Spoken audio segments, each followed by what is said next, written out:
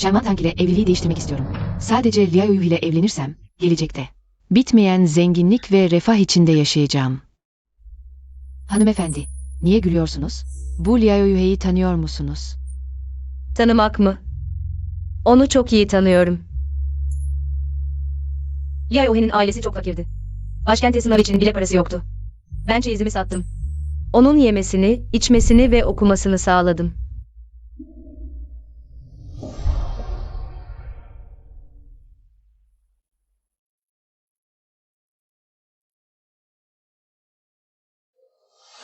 Benim yardımımla zor davaları çözdü ve yükseldi.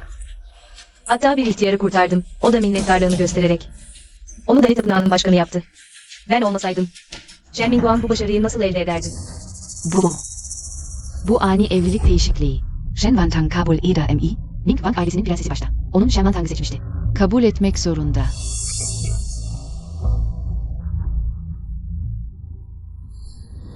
Ablam, evliliği değiştirmek mi istiyorsun?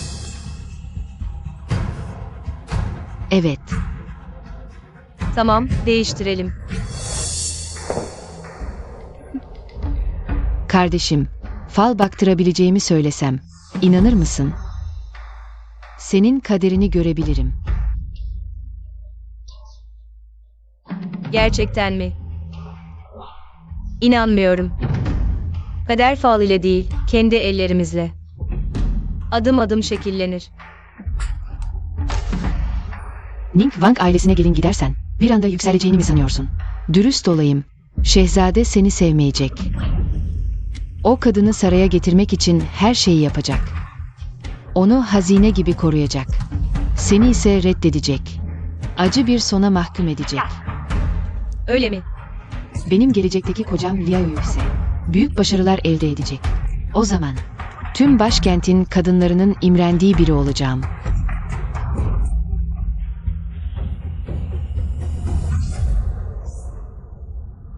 Hayır, yanılıyorsun. Güçlü olan. Hiçbir zaman Liaoyu değildi. Ben Shen Wantang'ım. Üstelik, Liaoyu kadınları sevmez. Shen Wantang Refa Tadamatsa. En iyisi. Ning Wang şehzadesinin onun yüzünü mahvetmesini dilerim. Efendim, ne zaman geldiniz? Ona bir şeyler getirmeye geldim. Hatırlıyorum. Sen de üvey annen gibi okumayı ve yazmayı seversin. Bu mürekkep taşını alıp kullan. Teşekkür ederim baba.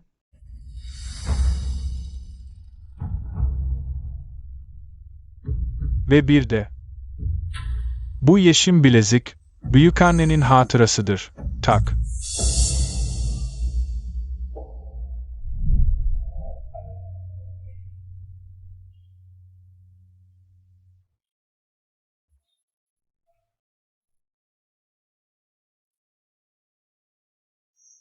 Liao ailesine gelin gittikten sonra, kayınpeder ve kayınvalidenize hürmet gösterin, kocanıza iyi bakın. Mümkünse geri dönme. Geçen hayatta. Bütün bu şeyler Shen Mingguang'a verildi. Derler ki, evlenip giden kız, dökülen sudur. Ama ben Shen Guanya'nın kızı öyle değil. Prensin evine bile gitsen, yine de benim kızımsın. Kızım anlıyor. Unutma, Shen ailesi senin asıl evindir, ne olursa olsun. Ailene ve ağabeylerine her zaman destek olmalısın. Ben ve ağabeylerin, senin en büyük dayanağındır. Ben yükseldikçe, prens evinde daha güçlü olursun. Ağabeylerinin geleceği parlak olursa, prens evinde daha çok değer görürsün. Önce Shen ailesi, sonra prens evi. And son kendin. Kızım unutmayacak. Babanın hediyelerini çok beğendim. Annem bir şeyler daha verse, sizin de iyi bir gününüz olur. Kızım daha çok sever. Zen. Anne, neden kızdınız? Bunları başkaları söylüyor, ben değil. Başkaları anlamaz ama kızım biliyor. Annem bana her zaman çok iyi davrandı, ablamın neyi varsa. Benim de olmalı, değil mi?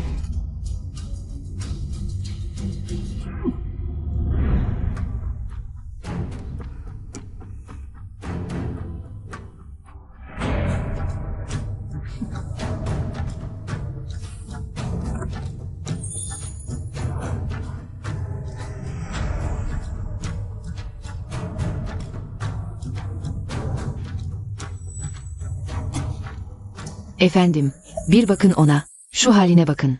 Hanımefendi.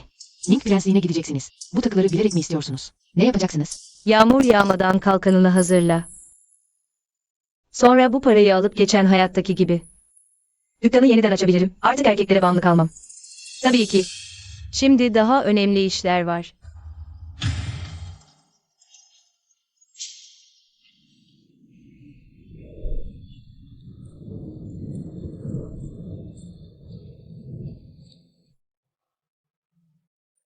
Bu. Karar verdik. Ben Ning prensliğine gelin gideceğim. Lütfen Ning prensesi rahat olsun. Gönüllü gittiğime göre. Prens hazretlerini tapınaktan çıkaracağım.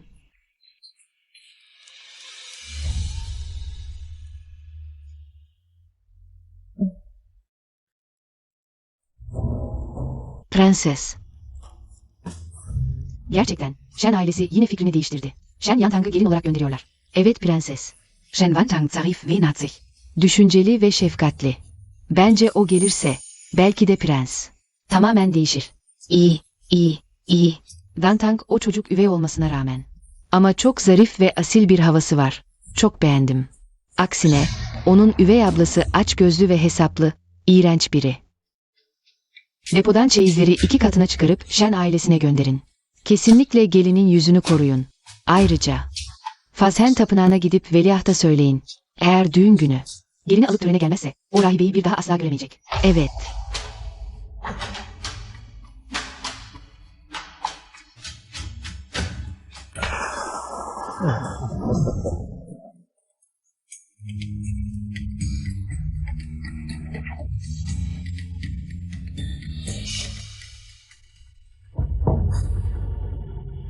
Hep senin yüzünden bu güzel evliliği başkasına kaptırdın.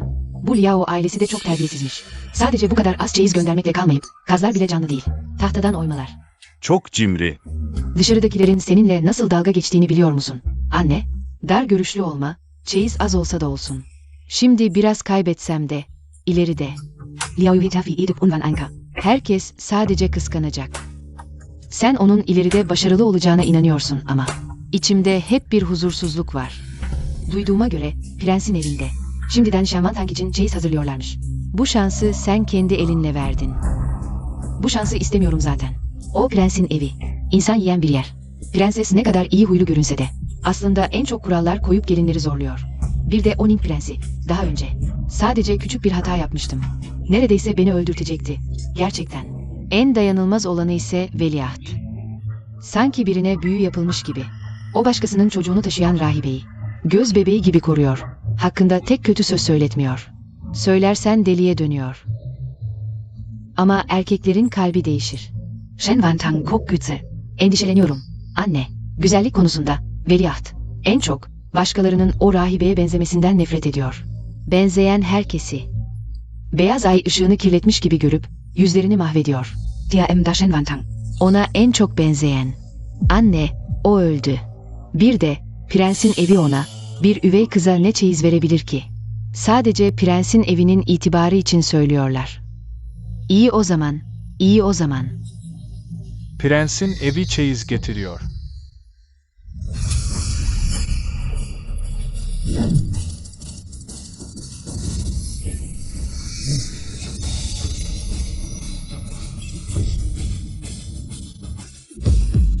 Toplam 108 sandık. Ne?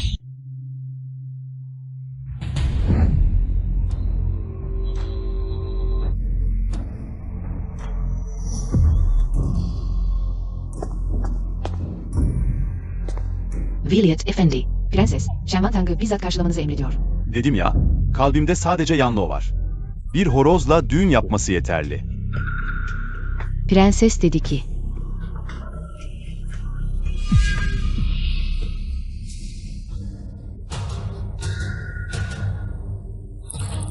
bu çok değerli bir hamtaş. Bu nasıl mümkün olabilir? Prens ailesi nasıl böyle bir şey yapar? Bu yeşimden yapılmış bir kaz. Bu.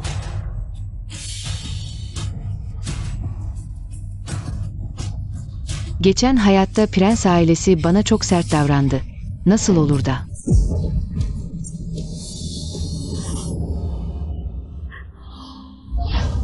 Ablacığım, ne oldu?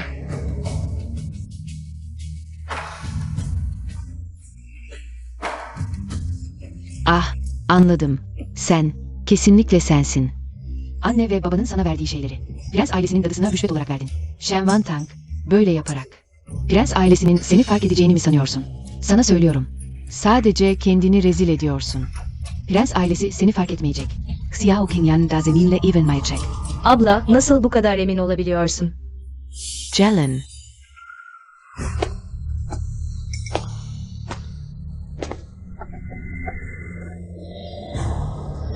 Ne yapıyorsun? Bir abla olarak elbette sana yardım edeceğim. Prens ailesinin sedanı. Hemen gelecek. Ne yazık ki. Xiaojingyan kırmızı cübbesiyle. At sırtında seni almaya gelmeyecek. Bir horoz gelecek. Nasıl olur? Birinci eğilme. Gökyüzü ve yeryüzüne.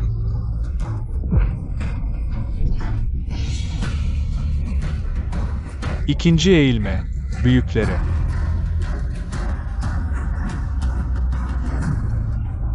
Üçüncü eğilme. Karı koca birbirine.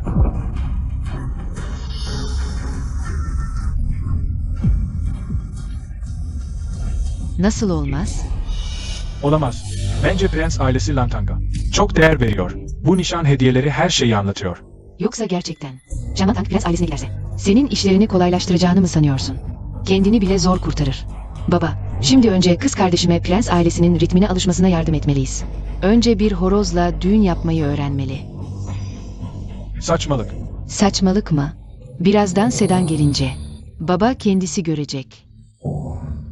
Kız kardeşim, buyur. Eğer küçük hanım gerçekten bir horozla düğün yaparsa, Shen ailesi bir gülünç duruma düşmez mi? Eğer prens ailesinin sedanında gerçekten bir horoz varsa, bu Shen ailesini aşağılamak demektir. Bu durumda ne yapmalıyız? Kız kardeşim, hala harekete geçmeyecek misin? Madem prens ailesine gelin gitmek istiyorsun, kabullenmelisin. Ancak böyle prens ailesinde. İyi bir izlenim bırakabilirsin. Abla, eğer gerçekten Shen ailesi için iyiyse, elbette öğrenebilirim. Ama korkarım öğrendikten sonra kullanmayacağım ve Shen ailesi gülünç duruma düşecek. Merak etme, elbet kullanacaksın.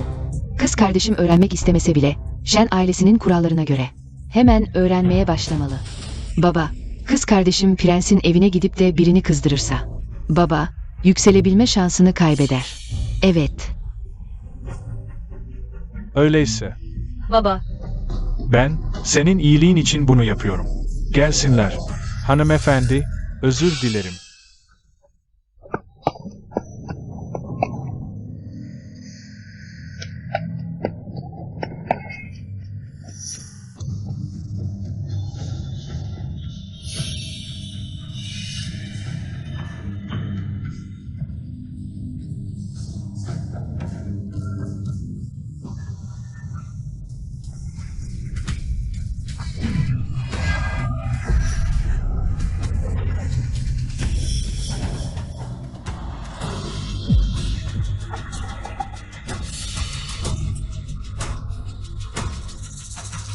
Prensin oğlu, Shen ailesinin kızını almaya geldi. Shen Van Tang. o nasıl? Nasıl tapınaktan çıktı?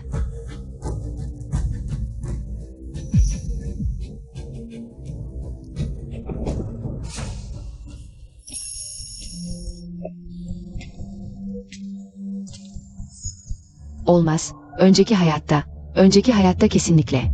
kesinlikle neydi? Yoksa abla horozla mı evlenecek? Abla için gerçekten zor olurdu. Hocam geldi, görünüşe göre. Bugün gerçekten utanç verici. Bu horoz. Abla için kalsın. Prensliğin içinde bile görmenin zor olduğu prensin oğlu.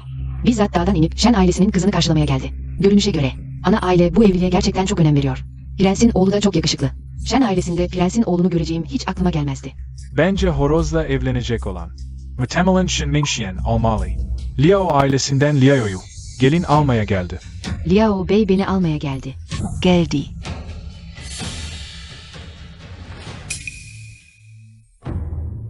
Bu, o neden gelmedi? Evet, ne oldu? Kahya bir bak. Tamam.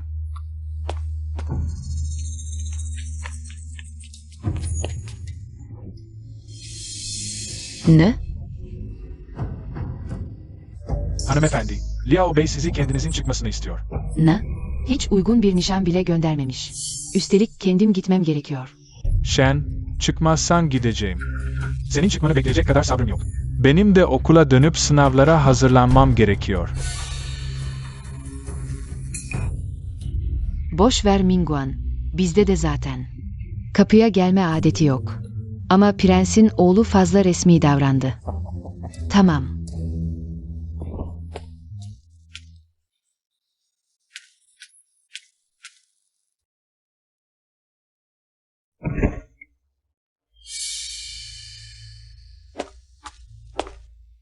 A.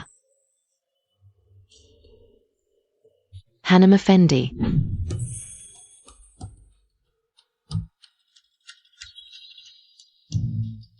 Gerçekten yavaş. Zen. Bu Liao'yu. Biraz fazla cimri değil mi? Ne bekliyorsunuz? Beni sedyeye bindirin. Kendin bin.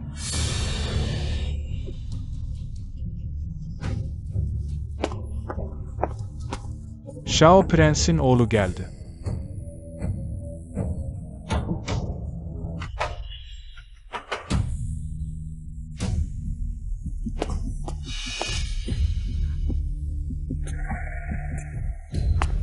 Prens iyi.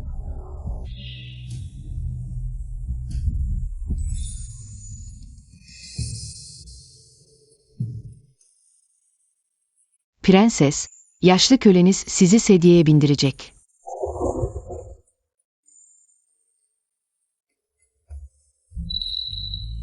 Garip, Xia Jingyuan gerçekten geldi. Geçmiş hayatımı hatırlıyorum. Bir elçi onun yerine gelin almaya gitti. Shen Ningguang ile düğün töreni yapıldı. Ancak büyük bir horozdu.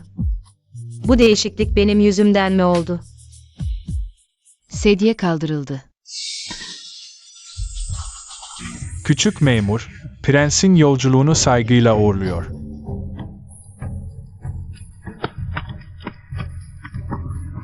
Shen Wantan. Fazla şımarmayacaksın. Göreceğiz.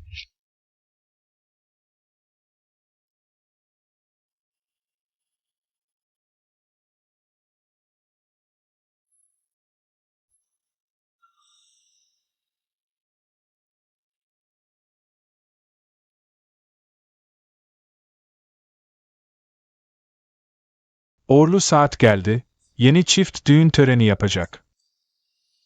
İlk selam gökyüzüne ve yeryüzüne. İkinci selam aile büyüklerine.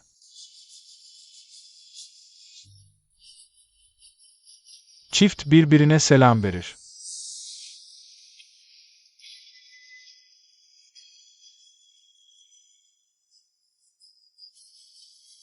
Yatak odasına götürüldü.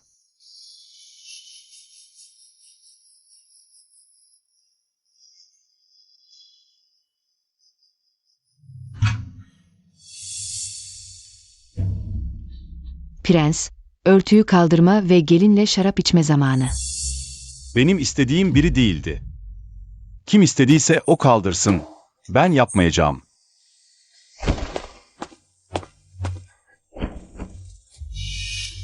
Tahminim doğruymuş. Görünüşe göre bugün bu büyük aşık. Gelin alıp düğün yapmaya gitmek zorunda kaldı. İsteyerek değil. Bugün hepiniz yoruldunuz. Dinlenmeye gidin. Bu prenses. Prensesin dediği gibi gerçekten ağırbaşlı ve uygun. Prenses yanılmamış. Prenses, siz de yoruldunuz. Erken dinlenin. Köleler kapıda bekliyor. İhtiyacınız olursa her an seslenebilirsiniz. Hey me.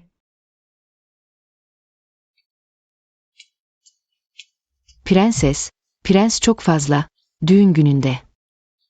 Sizi tek başına bırakıp gitti. Sorun değil. Eğer kalsaydı şaşırırdım. Siz. Üzülmüyor musunuz? Zamanla anlayacaksın. Aşk bu dünyadaki en güvenilmez şeydir. Ondan uzak durursan hiç üzülmezsin. Princess by Uran. Gelin, baba kral ve anne prensesi selamlıyor, sağlıklar diler. Baba.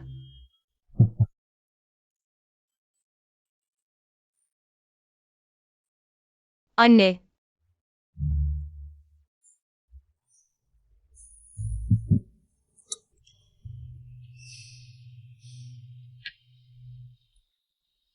İyi çocuk, çabuk kalk.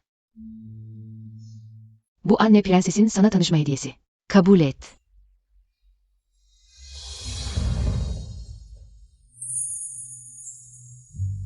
Anne, bu çok değerli. Oynaman için. Eğer beğenirsen, bende daha var. Dün sana haksızlık edildi. Yuaner'in sözleri. Üzerinde durma. Tapınakla konuştum bile. Rahip olamayacak. Yakında. Uslu uslu geri dönüp seninle yaşayacak. Ne prens geri mi gelecek? Gerek yok aslında. Anne, gelin haksızlık hissetmiyor. Prens yakışıklı, bilgili ve dürüst bir karaktere sahip. Onunla evlenmek gelinin şansıydı. Geline gelince, statüsü düşük ve veliahtla uyumlu değil. Benimle evlenmek, veliaht için bir fedakarlıktı. Bu çocuk gerçekten geniş görüşlü. Nadir bulunur. Hadi. Bu bilezik biraz genç görünümlü. Bana uymuyor. Veliaht ezine hediye edelim. Hadi. Bu kadar kaliteli bir taş ne kadar değerlidir. Prenses hiç düşünmeden bana verdi, demek ki. Bundan sonra onun yanında büyük aşk hikayeleri anlatmalıyım. Onun desteğini kazanmalıyım. Teşekkürler anne. Çabuk geri dön. Odada seni bekleyen bir sürpriz var. Ah.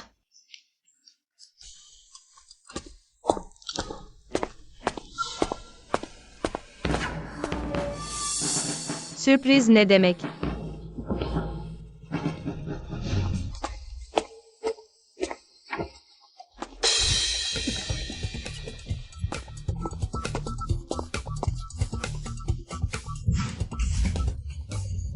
Bu sürpriz değil, şok oldu veliaht. Bu kadın gerçekten çok kurnaz.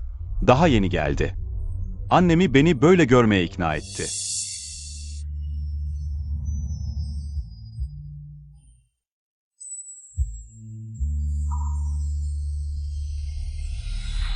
Veliaht yanlış anladı, bu konudan haberim yoktu.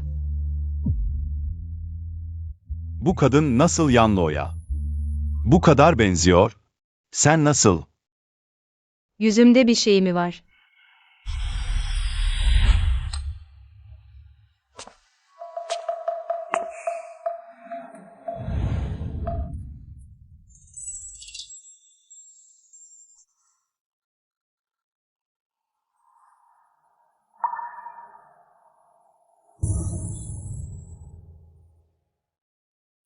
Dünyada bu kadar saf ve güzel bir kadın mı var? Bir peri gibi.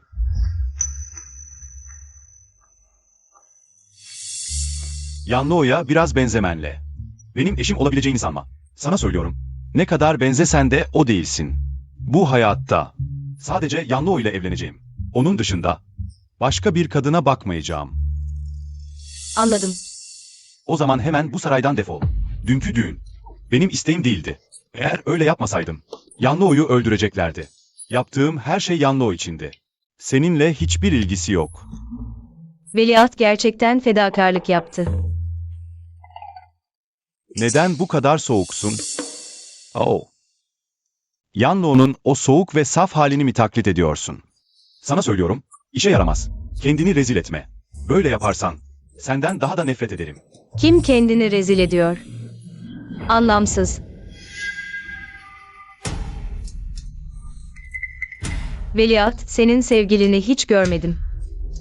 Onu taklit etmek söz konusu değil. Bu yüzden veliaht, lütfen. Bana asılsız suçlamalar yapma.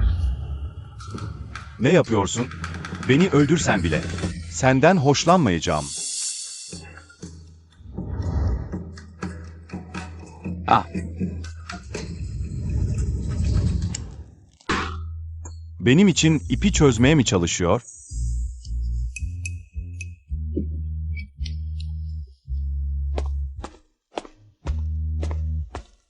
Beni baştan çıkarmadan gitti.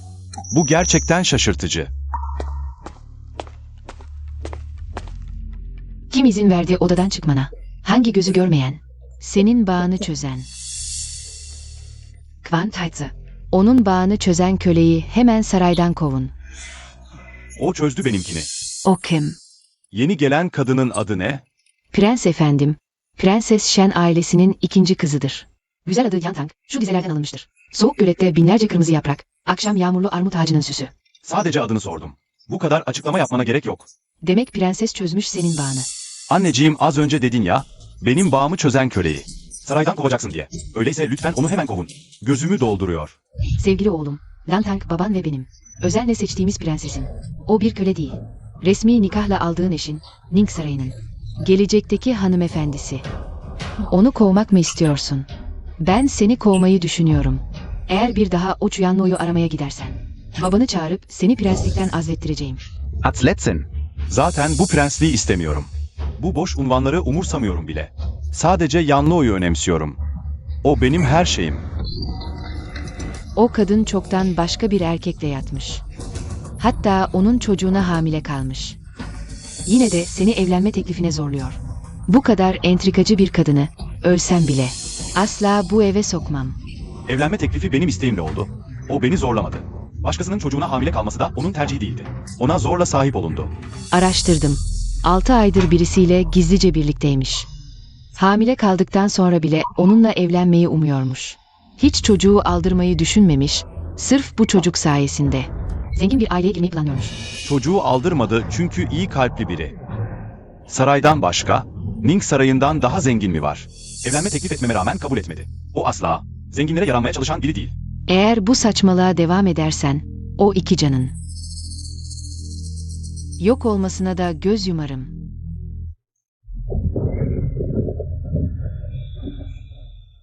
Anne, Dışarı çık. Prensesle iyi geçin. Onunla çoluk çocuk sahibi ol. O rahibenin yaşamasına izin verebilirim. Ama ondan hoşlanmıyorum. Peki o senden hoşlanıyor mu? Şu an tüm başkent seninle dalga geçiyor. Başka kızın sana bakacağını mı sanıyorsun? Seninle evlenmek istiyorum. Shen Tang olmasaydı, ailesi zorlamasaydı senin gibi bir aptalı seçer miydi?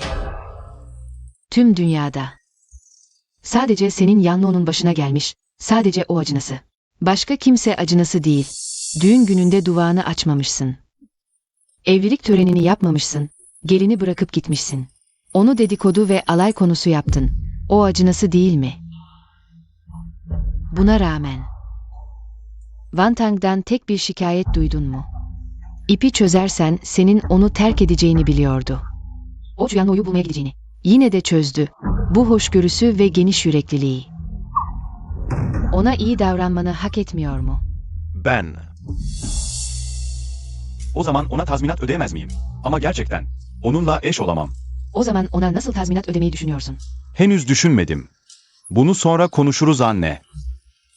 Lütfen Yanlıo'yu serbest bırak, hamile. Hiçbir şok kaldıramaz. Lütfen onu bana geri ver. Bilmeyen biri onun çocuğunun senin olduğunu sanar. Chuyanlo'yu serbest bırakabilirim. Ama yarın Yantang ile dönüş ziyaretine gitmelisin. Ona yüzünü tamamen kurtarmalısın.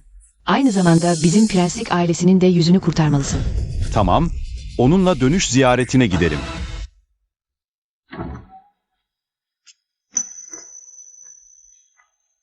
Prens.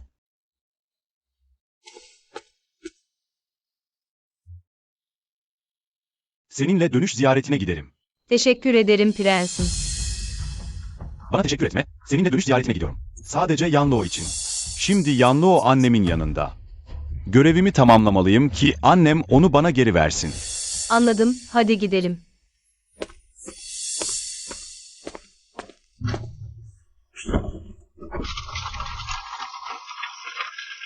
Düğün gününde seni alay konusu yaptığım için gerçekten özür dilerim.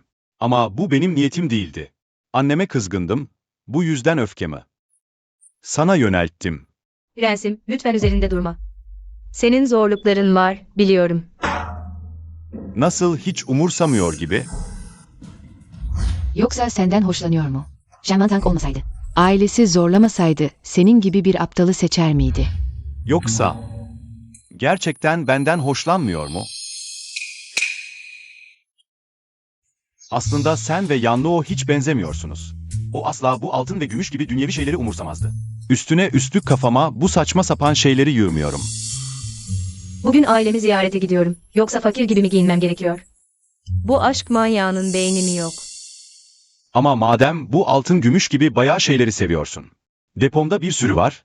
İstediğini seçebilirsin. Bunu sana tazminat olarak veriyorum. Ciddi misin? Tabii ki, ne de olsa Yanlı o. Bunları sevmiyor, boşuna duruyorlar.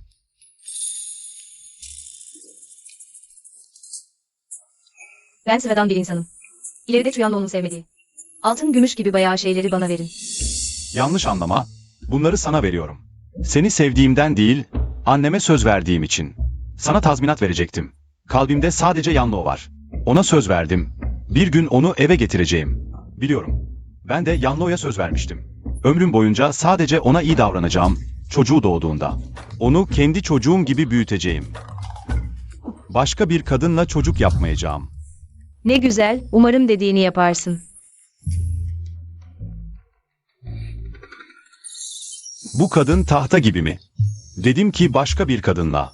Çocuk yapmayacağım. Anladı mı? Vuaner, birkaç gün görmedim. Nasıl bu kadar zayıfladın? Kocan geceleri. Çok mu yoruyor seni? Anne, henüz gerdek yapmadık. Neden? Kayınvalidem izin vermiyor. Yuhe henüz sınavı kazanamadı. Kadınlarla vakit geçirmemeli, sınavı kazandıktan sonra. Gerdek yapabiliriz. Yoksa Yuhe'nin şansını kötü etkiler. Şu cadı karı saçmalıyor. Bu yaşıma kadar. Böyle saçma bir şey duymadım. Ama Yuhe çok saygılı. Annesine karşı gelmek istemiyor. Ne zaman yanına yaklaşsam uzaklaşıyor. Sanki ben nefret edilen bir şeymişim gibi. Ne? Nasıl olur da sana böyle davranırlar? Onlarla konuşacağım. Gitme. Yuhe ileride başarılı olacak. Şimdiki zorluklar geçici. Neyse, anne. 3 gündür neredeyse hiçbir şey yemedim. Hadi bana bir şeyler getir. Liao ailesi yemek yiyecek kadar bile fakir mi? Peki o kadar paran varken neden kendin almıyorsun? Aldım. Ama kayınvalidem. Hepsini kayınbiraderlere ve baldızlara dağıttı. Ben yiyemedim. Hatta çeyizimden bir sürü şey çaldılar. Rezillik, tam bir rezillik. Polise gitmelisin. Polise gidemem. Yuhe'yi kızdırırım. Onun başarılı olmasını bekliyorum. Üstelik şu anda bu konuyla ilgileniyor. Bana kızdı. Kardeşlerinin çok anlayışlı olduğunu söyledi. Çeyizimi çalmaları mümkün değil. Kesin benim hizmetçim çalmıştır. Zavallı kızım. Ne tür bir aileye gelin gittim böyle?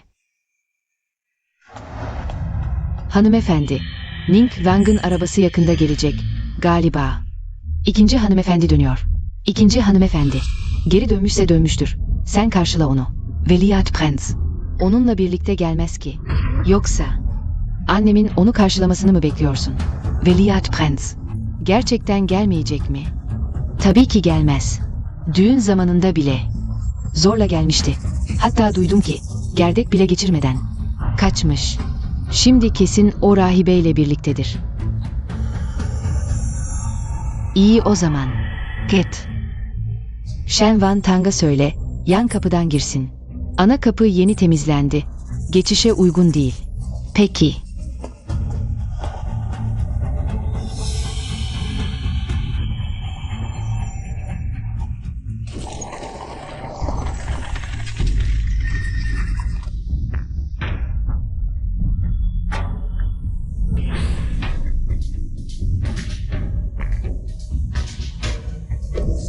İkinci hanımefendi. Lütfen benimle yan kapıdan girin. Yan kapı mı? Ana kapı yeni temizlendi. Açmak uygun değil. İkinci hanımefendi. Sanırım sorun etmezsiniz. Madamcı bana zorluk çıkarmak istiyorsa bugün taşı kendi ayağına düşürecek. Benim için sorun değil. Ama Veliaht Prens'in kabul edeceğini sanmıyorum. Frau Veliaht Prinz.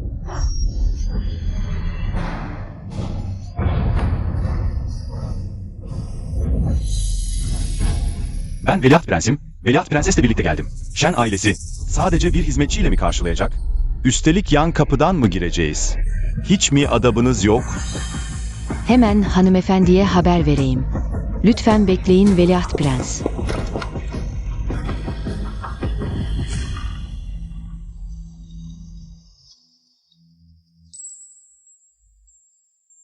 Veliaht Prens bilmiyor olabilir, ben bu ailenin üvey kızıyım.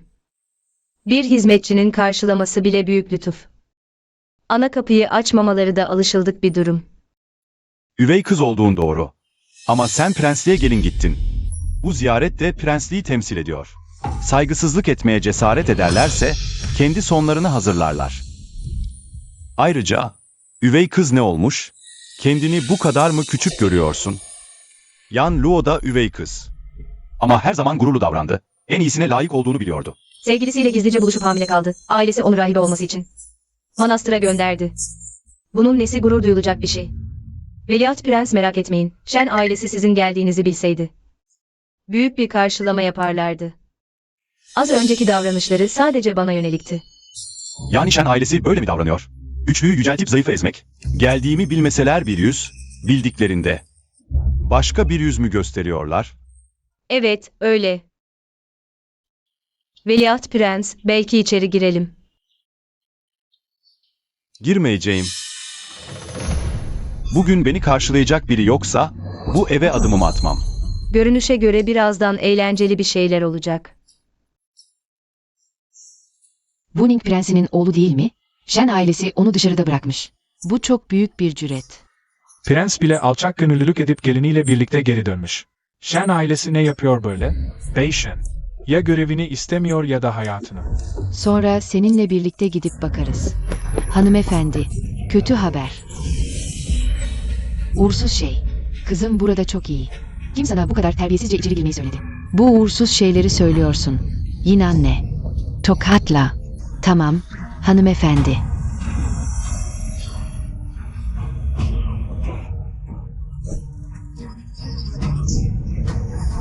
Viangyu, terbiyeni bu kadar mı kötü öğrendin? Dövülmeyi hak ediyorsun. Hanımefendi, hizmetçi hata yaptı. Bir daha yapmayacağım. Ne ağlıyorsun? Kulaklarımı tırmalıyorsun. Yine anne, tekrar vur, terbiyeyi öğrenene kadar. Tamam, hanımefendi. Bir daha yapmayacağım. Hata yaptım. Lütfen bağışlayın hanımefendi. Hanımefendi, bir daha yapmayacağım. Hata yaptım. Bir sürü kan kokusu, dayanılmaz. Tamam. Dışarı atın. Kızımı korkutmasın. Efendi. Bu da ne? Bu hizmetçi çok dikkatsiz. Vuaner bugün geri döndü. O ise kötü haber diyor. Hiç terbiyesi yok. Bence terbiyesi olmayan sensin. Prens, Mantang'la birlikte geri döndü. Kapıda kimse karşılamıyor. Evi böyle mi yönetiyorsun? Beni öldüreceksin. Ne? Ne diyorsun? Prens mi? Dantang'la birlikte mi döndü? Olamaz. Prens şu anda. Chuyanluo'nun yanında olmalıydı. Prens şu anda kapıda duruyor. Hala olamaz mı diyorsun? O kadar insan görüyor. Shen ailesi neredeyse başkentin alay konusu olacak. Ning Prensi oğlunu böyle dışarıda bıraktığımızı öğrenirse kariyerim biter. Biz büyüğüz. O prens bile olsa. Bizim onu karşılamamız gerekmez. Sen kimsin? Prens kim? Ona büyüklük taslıyorsun. Haddini bil. Sen nesin ki? Neden? Geçmiş hayatımdan farklı. Sorun nerede?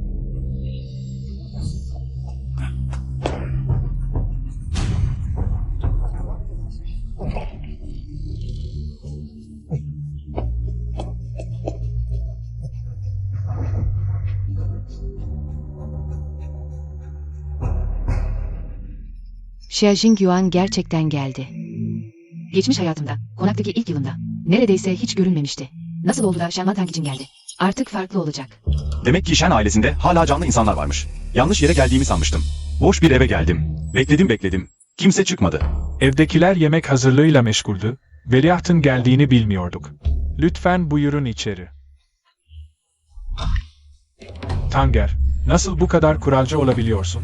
Böyle sıcak bir günde veliahtı dışarıda bekletiyorsun. Hasta olursa ne yapacağız? Baban haklı. Bay Shen, ne büyük otoriteniz varmış. Benim önümde. Kızını azarlıyorsun. Bana cesaret edemeyip ona mı çıkışıyorsun? Onu azarlayarak bana mı mesaj veriyorsun?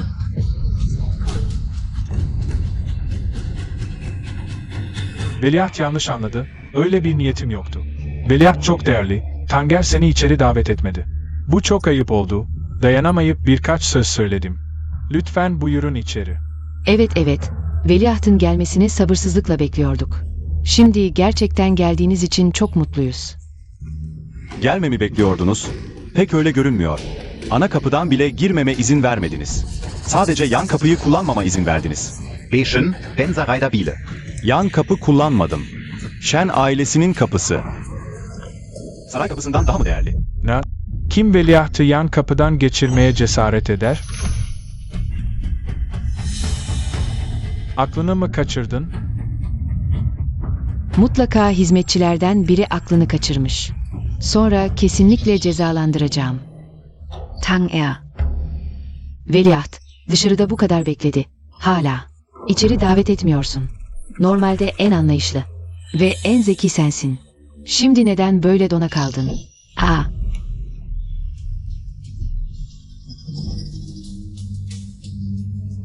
Anne. Niye böyle çimdikliyorsun?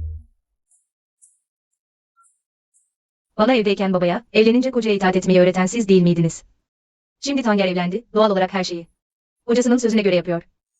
Bu kadın nasıl bana kocam diyebilir? Neyse. Karakteri bu kadar zayıf. Eğer herkesin önünde düzeltirsem, yüzüne bakamaz hale gelir. Sen hala onu çimdikliyorsun. Hayır. Sadece elim biraz ağır geldi. Eve dönüyoruz. Emredersiniz veliaht. Baba. O zaman kızın gidiyor.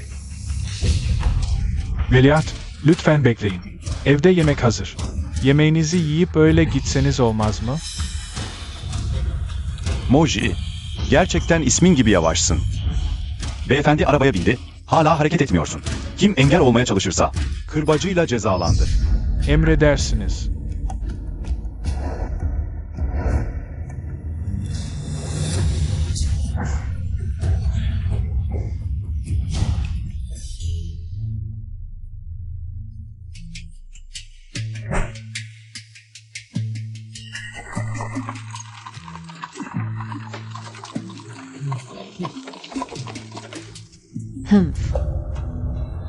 Efendi, Lantang çok saygısız davrandı.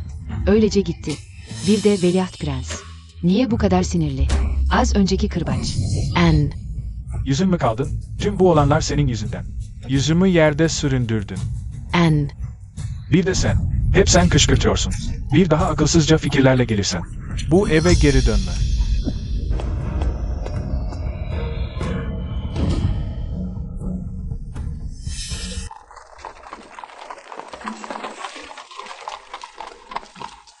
Shen Wan Tang. Veliaht Prens, buyurun. Yanlış anlama, az önceki. Senin için değildi. Sadece Shen ailesinin tarzına katlanamadım. Shen ailesinin tarzına. Endişelenme Veliaht Prens, biliyorum. Kendimi kandırmam.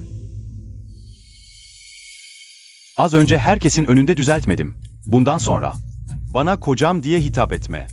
Ya Yanlı o yanlış anlarsa? Benim kabalığımdı, tekrarlanmayacak.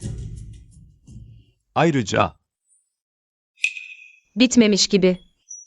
Veliaht Prens'in başka emri var mı? sürekli bu ezik halde durma. Hiç otoriten yokmuş gibi görünüyor. İnsanın tiksindiriyor. Alçak gönüllüden hoşlanmıyorsa, daha da alçak gönüllü olurum.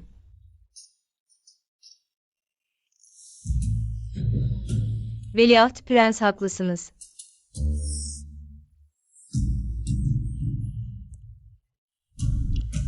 Bu kadın için umut yok.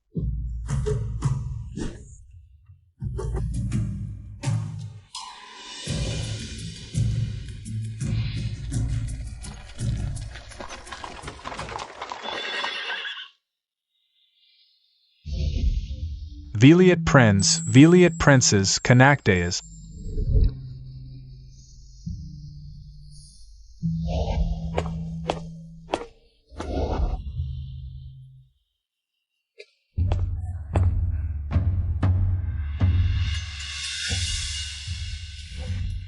Niye bu kadar çabuk döndünüz? Yoksa Yuaner yine fikir mi değiştirdi? Seni aile ziyaretine eşlik etmek istemedi mi? Yanlış anladınız anne. Veliaht Prens benimle gitti ama. Evde kimse karşılamadı. Veliaht Prens dışarıda uzun süre bekledi. Sonunda muhtemelen evde önemsenmediğimi düşündü. Ve beni geri getirdi. Öyle mi? Veliaht Prens dıştan soğuk görünse de içi yumuşak ve sıcak. Haksızlığa uğradığım için tepki gösterdi. Anne, ona minnettarım.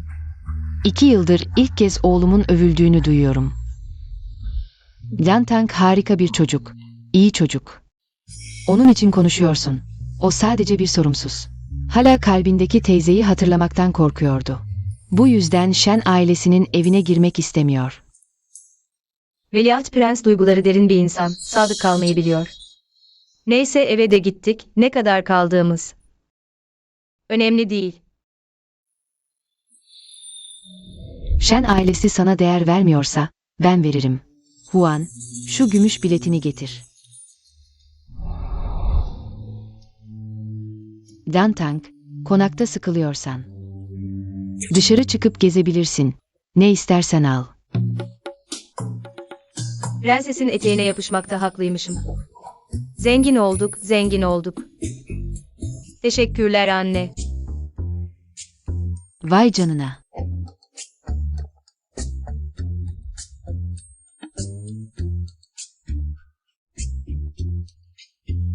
Hanımefendi, efendinin özel hazinesinde. Bu kadar çok hazine var. Hangisini beğenirseniz. Hemen taşıyayım. Efendi bana güvenmiyor. Çok alırsam. Prensese şikayet edip açgözlü derse işler kötüleşir. Birkaç parça seçip çıkalım. Ne kadar düşüncelisiniz.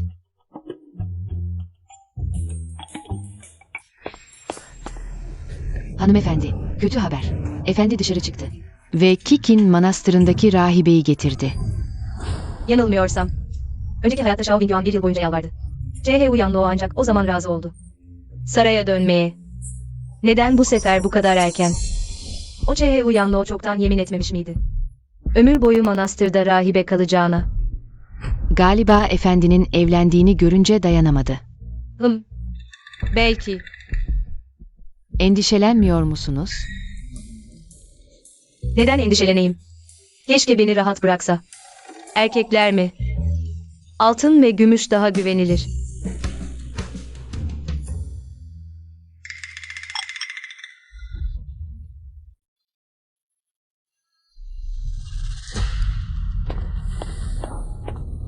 Baba,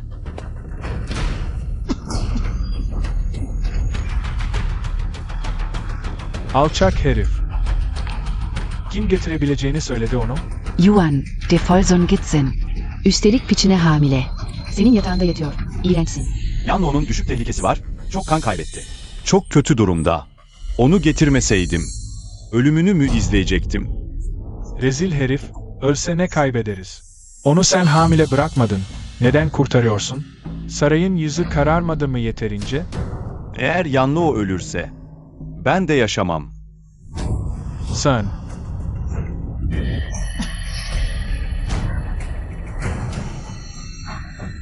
Benim oğlum olamazsın. Shao ailesine layık değilsin.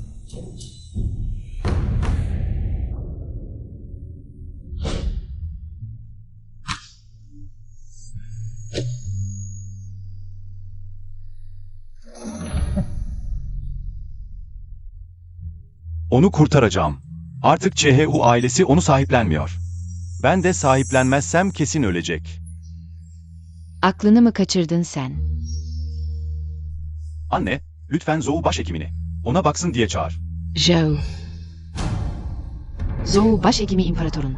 Özel hekimi, sarayın en gözde cariyeleri bile. Onu zor bulur. Sen nasıl cüret edip de Zhou'yu böyle bir şeye baktırmak istersin? Zhou Taiyi dışında onu kurtarabilecek başka kimse yok. Lütfen anne, kabul et.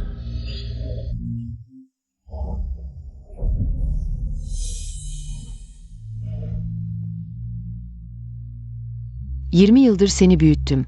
Toplamda 2 kez bana eğildin. İkisi de Çeheu Yanlo için.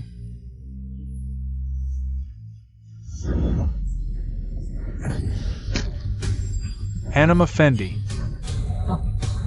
Anne. Ah, hanımefendi. Anne, hanımefendi. Anne.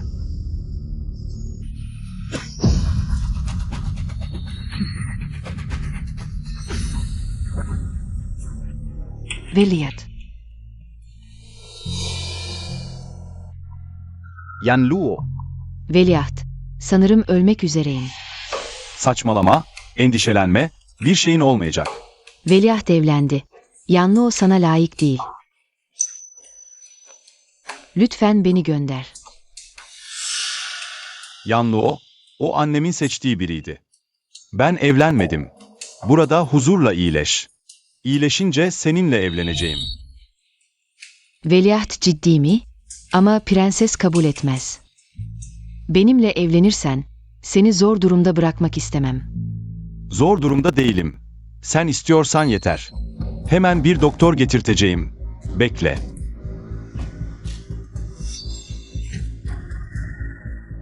Bu hayatta başkasıyla evlense bile veliaht eşi pozisyonu.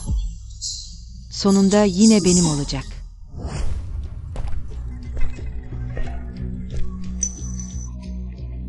Doktor nerede? Hala gelmedi mi? Beyefendi, adam gönderdim. Aceleyle çağırdım ama saray ile konak arası. Uzak, biraz zaman alacak. Evet.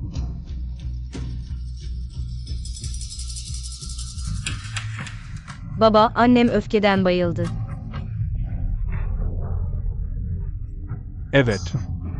Gelinim akupunktur biliyor, güvenirseniz. Annenize birkaç iğne yapabilir, hızlıca ayılmasına yardım eder. Çabuk uyanmasını sağlar.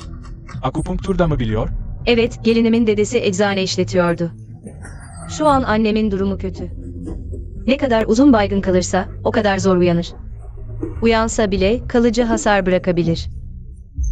Lütfen baba, gelinimin anneme iğne yapmasına izin ver. Tamam. O zaman iğneyi yap.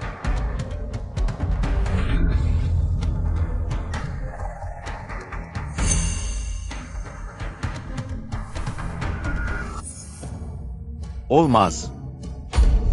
Baba, olmaz.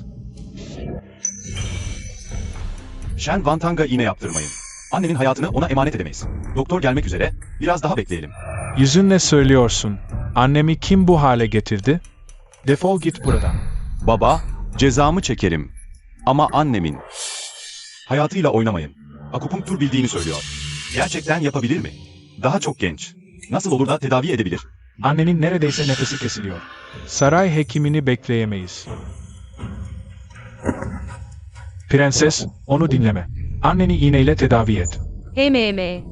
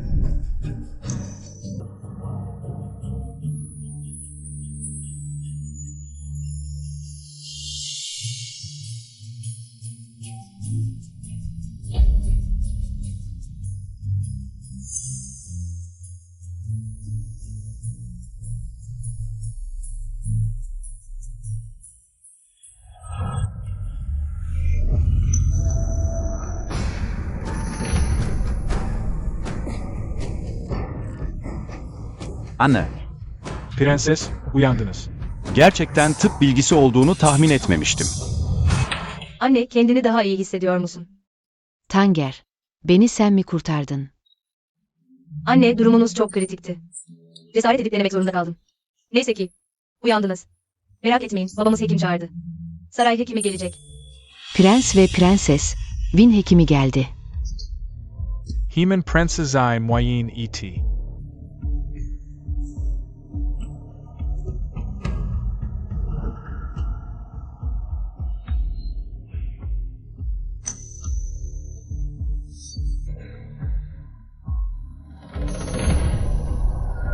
Nasıl? Prens, gelmeden önce. Başka bir hekim prensesi muayene etti mi? Biri prensese akupunktur yaptı, bu yüzden uyandı. Demek öyle. Zamanında müdahale edilmeseydi sonuç kötü olurdu. Prenses şu an uyanık olsa da. Nabzı hala çok zayıf. Zamanında tedavi edilmezse ciddi hastalıklar bırakabilir. Prens. Benim tıp bilgim o hekimin altında. Reçeteyi onun yazması daha iyi olur. Onun tıp bilgisi bu kadar mı üstün? Anladım. Bin hekimi, teşekkür ederim. İyi çocuk. Bu sefer senin sayende. Tanger, merak etme. Ben hayattayken kimse sana zarar veremez. Annenin sevgisine ve babamın güvenine teşekkür ederim. Anne. Bugün Tanger olmasaydı, muhtemelen öbür dünyada olurdum. Bu yüzden. Senin o. Juyanlo ile nasıl geçindiğin umurumda değil. Ama Ning malikanesinde. Sadece Tanger bir prenses olacak. Gelecekte. Sadece o hanımefendi olacak. Hastayım. Dinlenmem gerek. Bundan sonra evin yönetimi Tanger'e verilecek. Kim itiraz ederse. Malikan Eden Kovolson.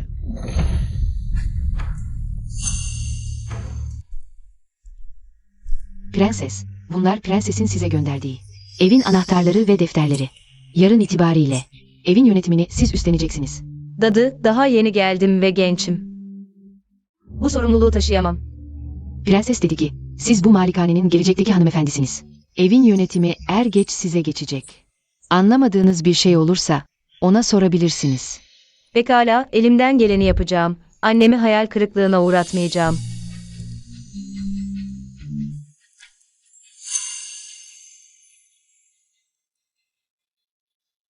Prenses, prens geldi. Onu içeri al eve. Evet.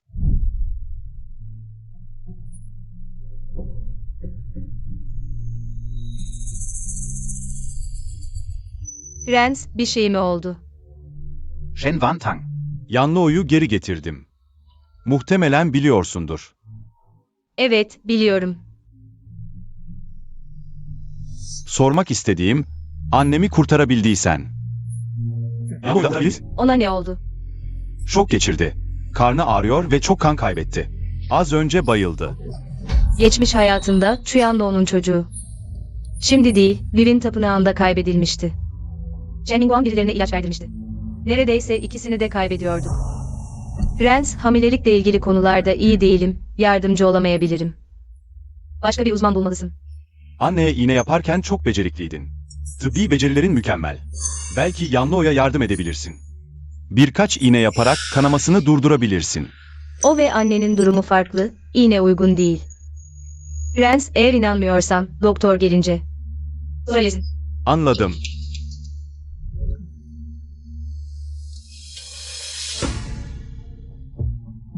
Özür dilerim. Tıbbi becerilerini sorgulamak dar görüşlülüktü. Anneyi kurtardığın için teşekkür ederim. Prens, bu benim görevim.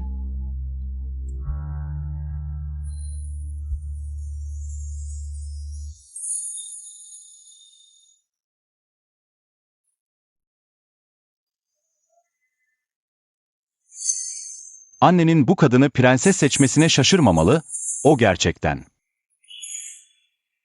Çok özel.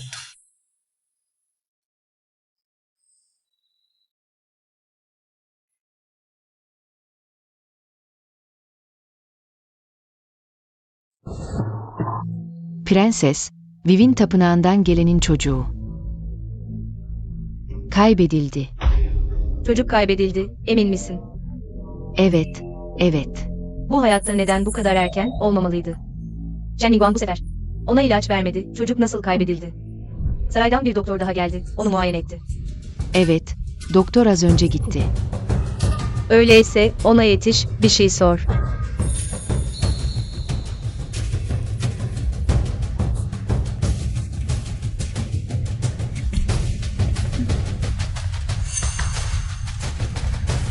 Bunu doktora ver. Evet.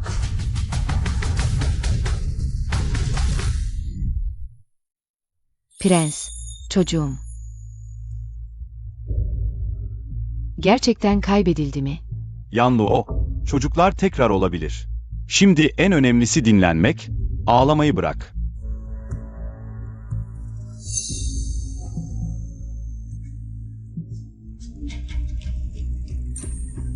Prens benimle evlenmezse. Bana dokunma, prens herkesten daha iyi bilir. Zorla yapılan şeylerden sonra tüm hayatım mahvoldu. Yanluo, dedim ya, eğer istersen. Kesinlikle seninle evleneceğim. Prens, ne saçmalıyorsun? Zaten evlisin. Nasıl seninle evlenebilirim ki? Yoksa karını boşayacak mısın? Ben Shen Wantang, hiçbir hata yapmadım.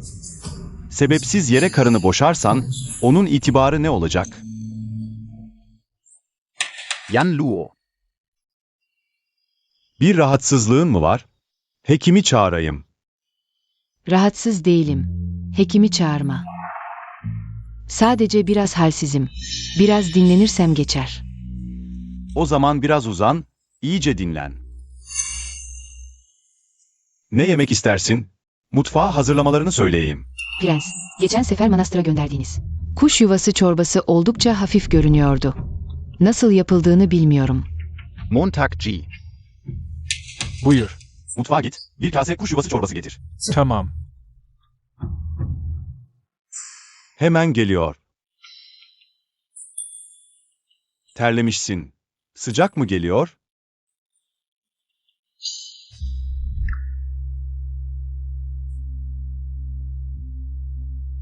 Prens.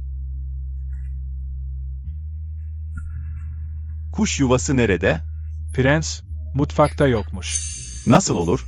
Sarayda her zaman bunlar bulunur. Benim bilmediğimi mi sanıyorsun? Efendim, mutfak sorumlusu dedi ki, eğer yemek isterseniz, kuş yuvasını kendi paranızla almanız gerekiyor. Annem Shenwantanga. Birkaç günlüğüne evi yönetme etkisi verdi. O da bana kendi paramla al dedi. Gerçekten kendini prenses sanıyor. Prens, üzülme. Bu prensesin. Bana karşı yaptığı bir şey. Yemeyeceğim. Hemen saraydan ayrılıyorum. Yanluo, sadece birkaç kase kuş yuvası çorbası. Moki'ye almasını söylerim. Gerek yok. Aslında çok da istemiyorum. Sadece aklıma geldi dedim. Bana karşı yapılacağını düşünmemiştim. Çok basit düşünmüşüm. Prens, gidiyorum. Yolumuz tekrar kesişirse görüşürüz. Yanluo.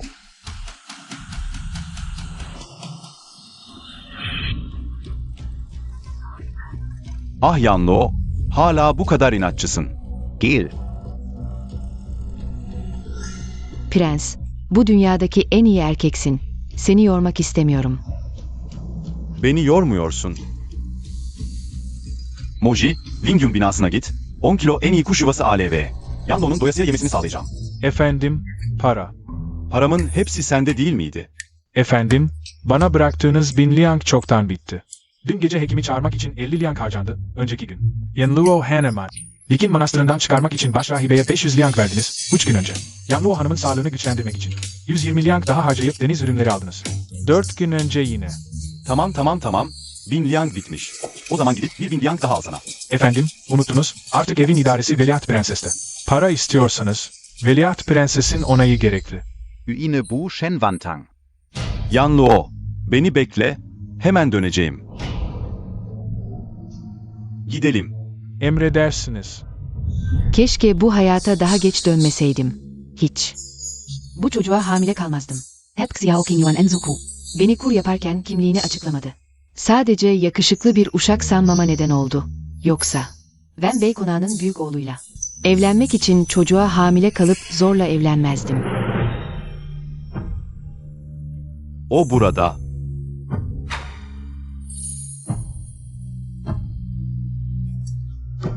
Bana neden öyle bakıyor? Fakir uşak.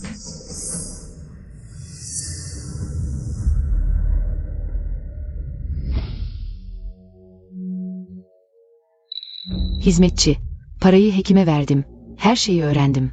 Rahibe o çocuğu düşürmek için ilaç içmiş. Yani çocuğu istememiş olabilir mi? Siz prensliğe gelince veliahtın onu bırakmasından korkmuş. Ve bu numarayı yapmış. Xia Jingyuan bu büyük aşık. Gerçekten de kandırılmış. Shen Wantang. Ne demek istiyorsun? Yiyeceğimi kesmeye mi çalışıyorsun? Moji'yi mutfağa yolladım. Bir kase salyangoz ezmesi bile alamadı. Eğer ev idaresini beceremiyorsan, yetkileri anneme geri ver. Yanlış anladınız veliaht. Hiçbir şeyi kesmedim. Bahçenizin yiyeceği prenslik kurallarına göre. Veliaht her gün salyangoz ezmesi yiyebilir. O zaman neden Moji mutfaktan alamadı? Hatta kendi paramla almamı söyledi. Mutfak işlerini Huan teyze yönetiyor.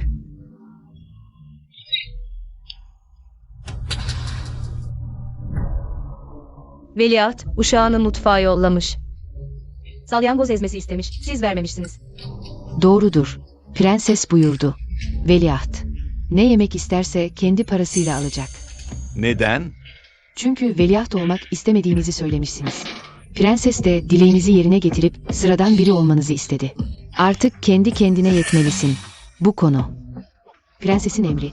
Veliaht prensesle ilgisi yok. Ev idaresi çok zor. Lütfen anlayış gösterin. İnsanlara haksızlık etmeyin. Shen Wantang, Özür dilerim. Seni yanlış anlamışım. Sorun değil, şehzade. Yine de salyangoz çorbası ister misiniz? Bugünkü payımı henüz yemedim, şehzadeye gönderin. Gerek yok. Seninkini kendine sakla. Moki'ye almasını söyleyeceğim. Efendim, para.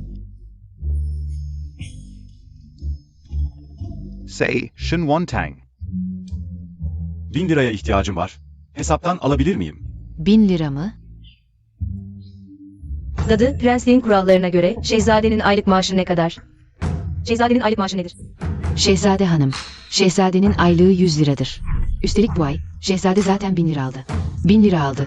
Şimdi şehzade prensliğe 900 lira borçlu. 900 lira. Ne? Sadece 100 lira mı? Evet. Bu imkansız. Daha önce 10.000 lira harcamıştım. Eskiden eskidir. Şimdi şimdidir. Şehzadenin sorumluluklarını üstlenmek istemiyorsanız. O zaman şehzadenin aylığını da alamazsınız. Prens bizzat emretti. 900 liranın bir an önce iadesini istiyor. Eskiden borçlananlar affedildi. Vermezseniz vermeyin. Benim param bol. Hadi gidelim. Evet. Dadı, gerçekten artık şehzadeye para vermeyecek misiniz? Şehzade hanım merak etmeyin. Prens ve prenses bu sefer kararlı. Şehzadeyi terbiye etmek istiyorlar. Eğer gerçekten yetenekliyse. O utanmaz kadını kendi parasıyla beslesin. O kibirli ve soğuk bayan Cheheu. Xia Jingyuan'ın 5 parasız olduğunu öğrenince. Nasıl bir tepki verecek acaba? Salyangoz çorbası olmadan Yanlıo'ya nasıl açıklayacağım? Ah, doğru. Benim özel bir hazinem yok muydu? Efendim, unuttunuz mu? Özel hazinenin anahtarını Şehzade Hanım'a verdiniz. Anahtarı ona mı verdim? Evet. Peki geri getirdi mi? Hayır. Özel hazineden bir şeyler aldı mı? Aldı, hem de çok şey aldığı söyleniyor. Bu ne cüret? Annemin sözünü dinleyip ona tazminat vermemeliydim. Neredeyse her şeyi almış olmalı. Ne utanmazlık. O zaman Şehzade Hanım'a gidip eşyaları geri alalım. Benim sözüm altındır. Verdiğim şeyi geri nasıl alırım? Bu çok ayıp olmaz mı? Prens.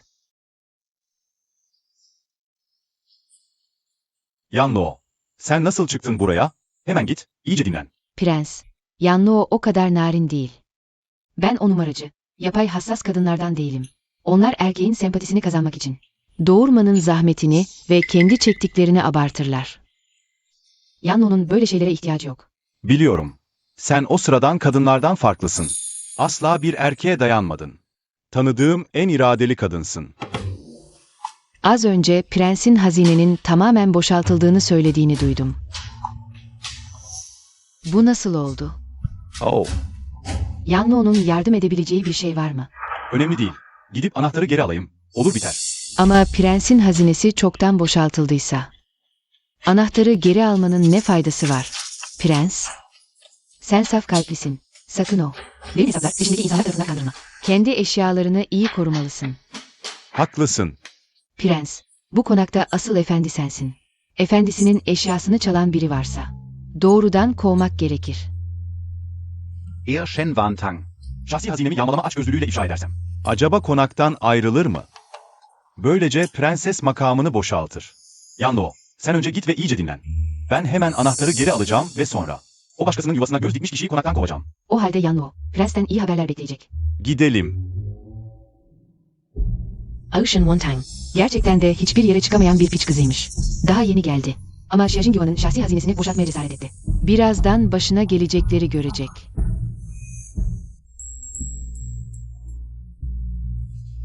Shen Wantang. Prens efendi, bir emriniz mi var? Shen Wantang. Şahsi hazinemin anahtarını aldın. Neden bana geri vermiyorsun? O benim şahsi hazinem. Senin ona el koyma ya da yağmalama hakkın yok. Biliyorum, o prens efendinin şahsi hazinesi. Bu yüzden sadece prens efendininkini aldım, prens efendinin. Vermediği altın, gümüş ve eşyalardan. Geri kalanına hiç dokunmadım. Öyle mi? Ama hizmetkarların çok şey götürdüğünü söylüyor. Hangi hizmet söyledi? Prens, tanık etmesi için birini getirdi mi? Hangi hizmetçi söyledi? Prens tanıklık etmesi için birini getirdi mi? Yüzleştirelim mi? Kim söyledi? Onu buraya getirin. Bu, küçük sadece bir şey duydum. Sen. Ne olursa olsun, anahtarı geri ver. Prens, depo anahtarınız. Annem tarafından alındı. O benim özel deposum. Neden anahtarı anneme verdin? Annem benden istedi, vermemek elimde değildi. Annem eşyalarına dokunmadı, sadece her şeyi kayıt altına aldırdı. İçindeki her şeyi kayıt altına aldırdı. Hepsi bu. Tamam. Şimdi kendim gidip özel depoya bakacağım. Eğer içinde birçok şey eksikse, seni prenslikten kovacağım, bizim prensliğimiz. Senin gibi ahlaksız insanları istemez. Prens, istediğiniz gibi kontrol edebilirsiniz. Gidelim. Hıh.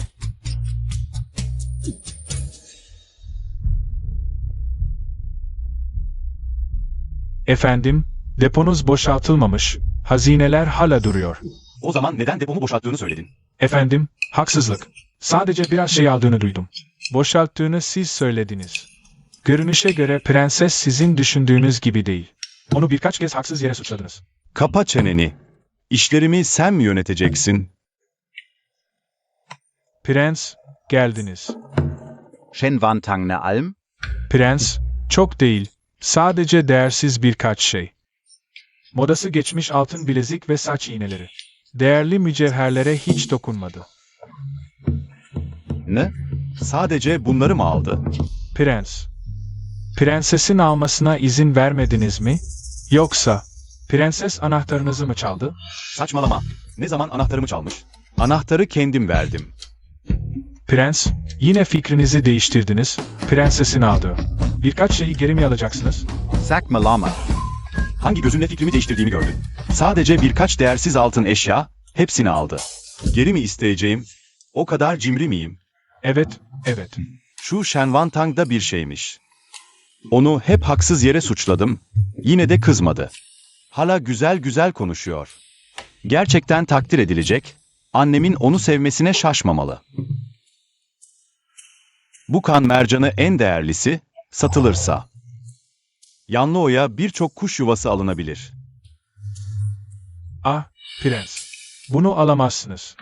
Beni durdurmaya cesaretin var mı? Burası benim deposum. Ne istersem alırım. Defol. Eğer genç efendi ısrar ederse, bu yaşlı köle sadece prense ve prensese bildirebilir. Beni tehdit mi ediyorsun? Yine tuvalet fırçalamak mı istiyorsun? Bu yaşlı köle cesaret edemez. Ancak prens emir verdi, genç efendi bu kan mercanını prensliğin dışına çıkaramaz. Çıksa bile, tüm başkentte. Bunu alacak bir dükkan bulamazsınız. Zen. Genç efendi. Yan Luo.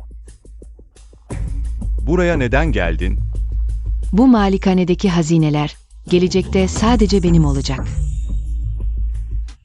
Genç efendinin uzun süre dönmediğini görünce, seni aramaya geldim.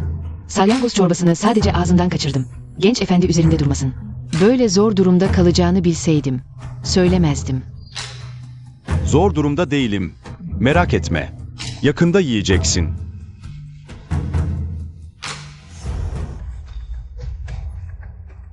Genç efendi, Gidiyoruz.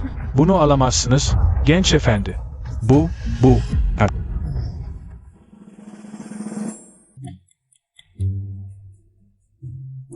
Bir rehinci bul, bunu rehin ver. 10 kilo en iyi salyangoz al. Unutma. En iyisi olmalı. Efendim, bu bir haraç malı. Bu kalitede. Dünyada ikincisi yok. Rehinci almak istemeyebilir. Rehinci almazsa başka bir yere git. Doğu sokaktaki kara borsa her şeyi alır. Oraya git. Salyangozu mutlaka almalısın. Almazsan seni bugün kovarım. Çabuk. Bekle. Ne oldu? Paha biçilmez bir kan mercanı bu. 10.000 altın bile alamazsın. Xiaoqing Yuan bunu ua azatot. Çok israf, genç efendi. Bu kan mercanı mı? Oldukça ilginç görünüyor. Denizde böyle bir şey çıkacağını düşünmezdim. Yanlo, bu kan mercanını seviyor musun? Sevdiğimden değil, sadece ilginç görünüyor. Montag G. Bannerfair. Efendim, fikrinizi değiştirdiniz. Bu hazineyi satmayacak mısınız? Yanlo bu kan mercanını seviyor. Onun oynamasına izin ver. Genç efendinin bu içten hediyesi. Kabul edeyim.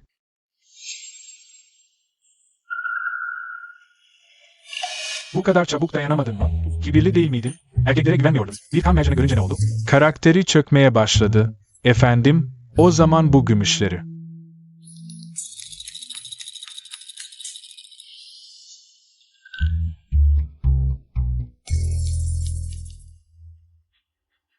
Bunu sat gitsin. Efendim, asla satılmaz. Bu, sizin doğduğunuz zaman. İmparator tarafından burcunuz işlenerek size hediye edilmiş. Bunu satarsak benim kafam gider. Bu satılmaz, o satılmaz. Yoksa beni mi satalım? Efendim, bana altın ve gümüş eşyalar verebilirsiniz. Bunlar satılabilir ve çok rahat satılır. Beni Shenwan Tang gibi mi sanıyorsun? Ben o altın gümüş hadi şeyleri hiç sevmem. Onları ancak onun gibi basit insanlar sever. Altın falan, gümüş falan. Veliyat. Shenwan Tang o altın gümüş eşyaları seviyor. Evet, o basit biri, bu yüzden onları seviyor. Senin onlardan farklı olduğunu biliyorum.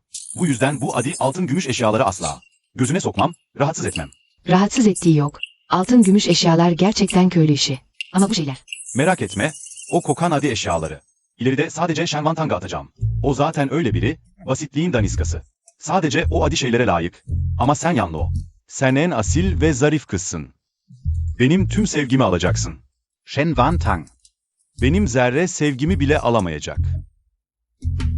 Kimsenin sevgini istiyor. Benim altınlarım, mücevherlerim. Eşyalar Cheheo kıza verildi. O zaman salyangoz parası. Neden veresiye deftere yazmıyorsun? Tüm hesabı prensliğe yaz. Hemen git. Bir muhafız bana öyle bakmaya cüret ediyor. Bekle beni. Veliyat. Bana öyle geliyor ki bu Moji'nin niyeti temiz değil. Bana defalarca çok edepsizce baktı. Yan Luo. Moji 6 yaşından beri yanımda. Bana sadık, sana saygısızlık etmez. Ona güvenebilirsin. Veliaht, onu iftira attığımı mı düşünüyorsun?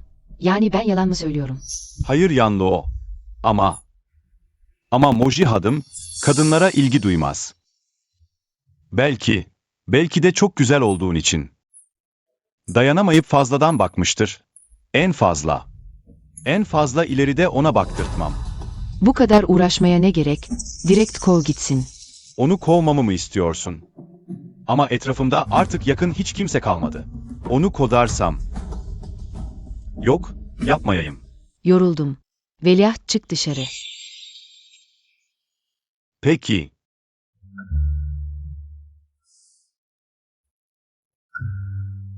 Yanlo, niye yine kanıyorsun? O yüzden herkes bana bakıyordu. Güzelliğimi kıskandıklarını sandım. Meğerse rezil olduğumu görmüşler. Çok utandım. Yan Luo.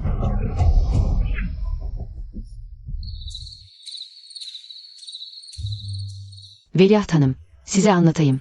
Vivin Manastırı'ndan gelen kız bugün. Rezil oldu. Beyaz bir elbise giyip, kibirlenerek gezindi. Arkasının kana bulandığını fark etmemiş. Daha düşük yapmış, nerelere koşturuyor. Ne çok enerjisi var. Evet, Kahya bana dedi ki, Biyu Chuyen Luo. Görünüşte sofu. Ama hazinedeki mücevherleri görünce, gözleri fal taşı gibi açılmış. Veliaht Hanım, Zetsa. Onları çalmak mı istiyor? Merak etme, annem kayıt altına aldırdı. Onu savuşturmak için. Çorbanın kokusu güzel, bir tadayım.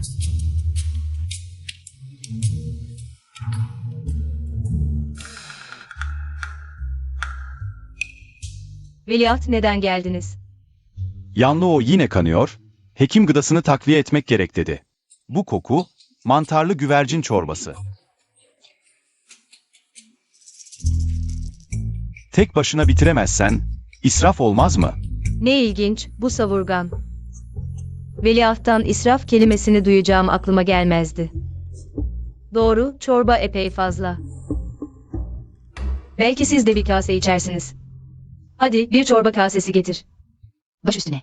Gerek yok, tencereyi direkt götüreyim. Aa, Tenceremi aldı gitti. Ne kadar arsız. Yanlıo, bak getirdiklerime. ne?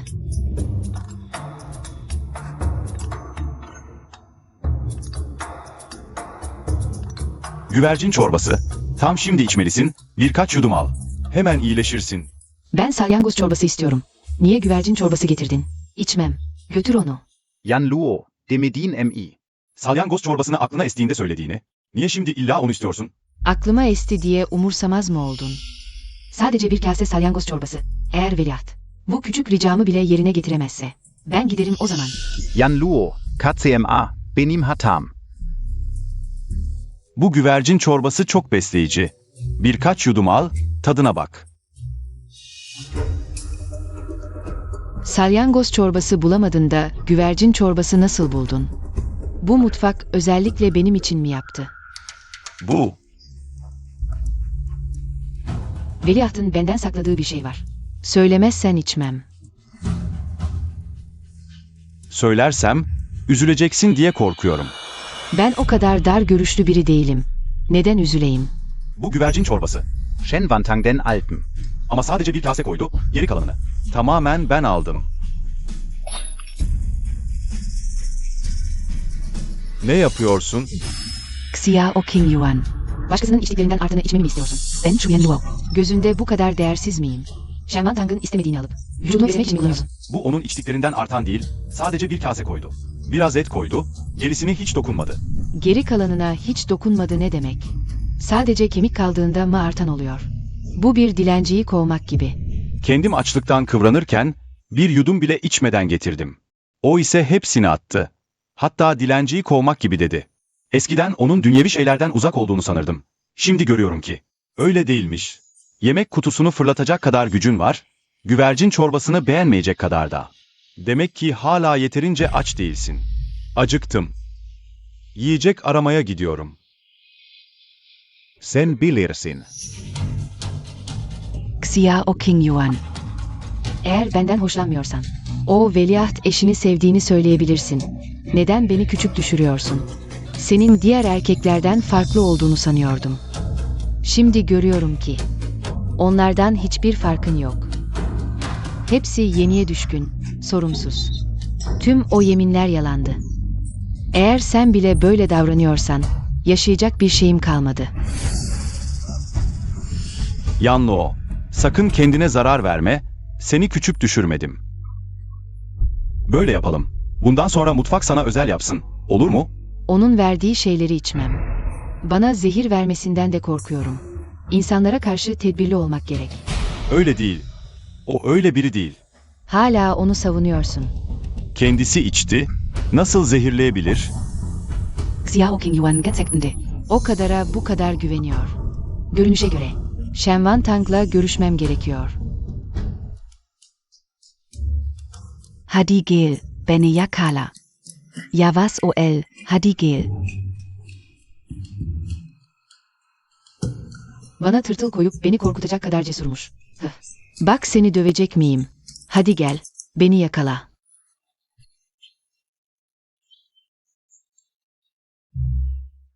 Hadi beni yakala, kabuk, yavaş ol, hadi gel.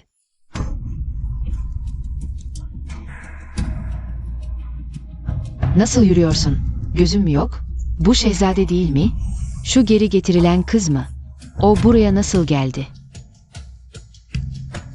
Elbisem kirlendi. Benim için yıkayıver.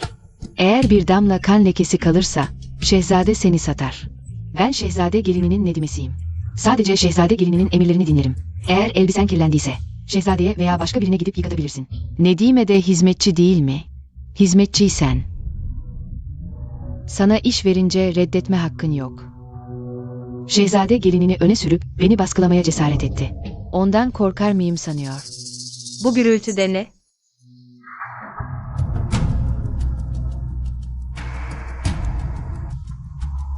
Tekmester Shen Mingsuan. O asıl kız bile benimle baş edemedi. Bu piç kız. Hiçbir şey ifade etmez. Sen şehzade gelini misin? Elbisem kirlendi. Nedimen benim için yıkasın. Bu kadar cimri olamazsın değil mi?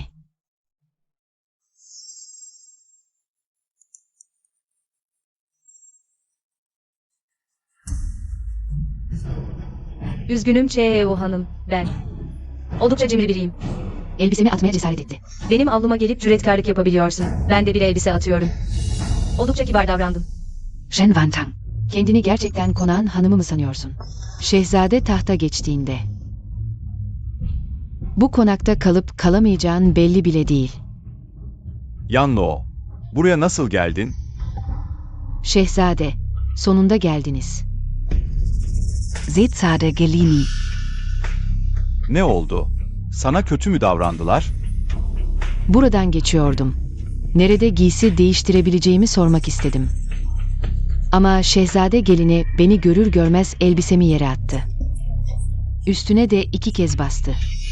Eğer beni istemiyorsa, giderim o zaman. Shen Wantang, bu çok fazla. Daha önce senin olgun biri olduğunu düşünmüştüm. Ama senin bu kadar dar görüşlü olduğunu bilmiyordum.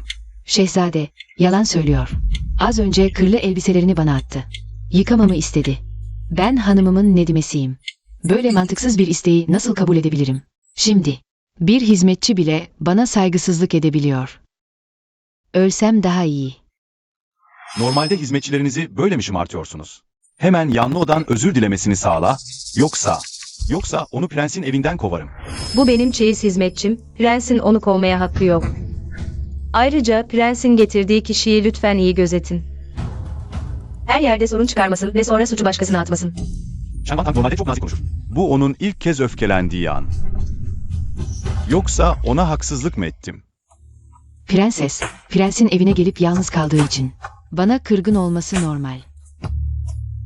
Şimdi taşınıyorum. Sizi ve prensi rahatsız etmeyeyim. Yan Luo. Onunla öyle bir ilişkim yok. Peki beni haksız yere suçladıklarında sen de onlara inandın mı? Ben. Seni önce eve götüreyim. Dinlenirsin. Hadi gidelim.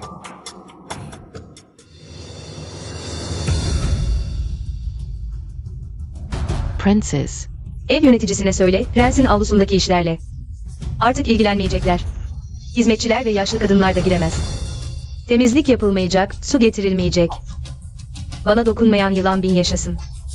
Ama o gelip sorun çıkarırsa, o zaman ben de nazik davranmam. Yuaner ve Chuyanluo. Dün kavga ettiler. Öyle mi? Daha önce prensin avlusundaki tüm hizmetkarları geri çekmiştin. Yuaner af die Lady Ema onu koftum. Çok geçmeden o Chuyanluo hizmetçi olmadığı için Yuaner'le kavga etti. Yuaner başta onun her dediğini yapıyordu. Neredeyse onun hizmetçisi oldu. Ama sonra birden öfkelendi, çok fazla talep ettiğini ve hizmet etmesinin zor olduğunu söyledi. Fakir çiftlerin her şeyi üzücüdür. Onlar çift olmasa da. Aynı mantık geçerli. Yuaner küçüklüğünden beri şımartılarak büyüdü. Hiç böyle zorluk çekmemişti. Acaba ne zaman? Chuyanluo'nun gerçek yüzünü görecek. Prenses, ailenizden Shen Hanım. Sizi görmeye geldi.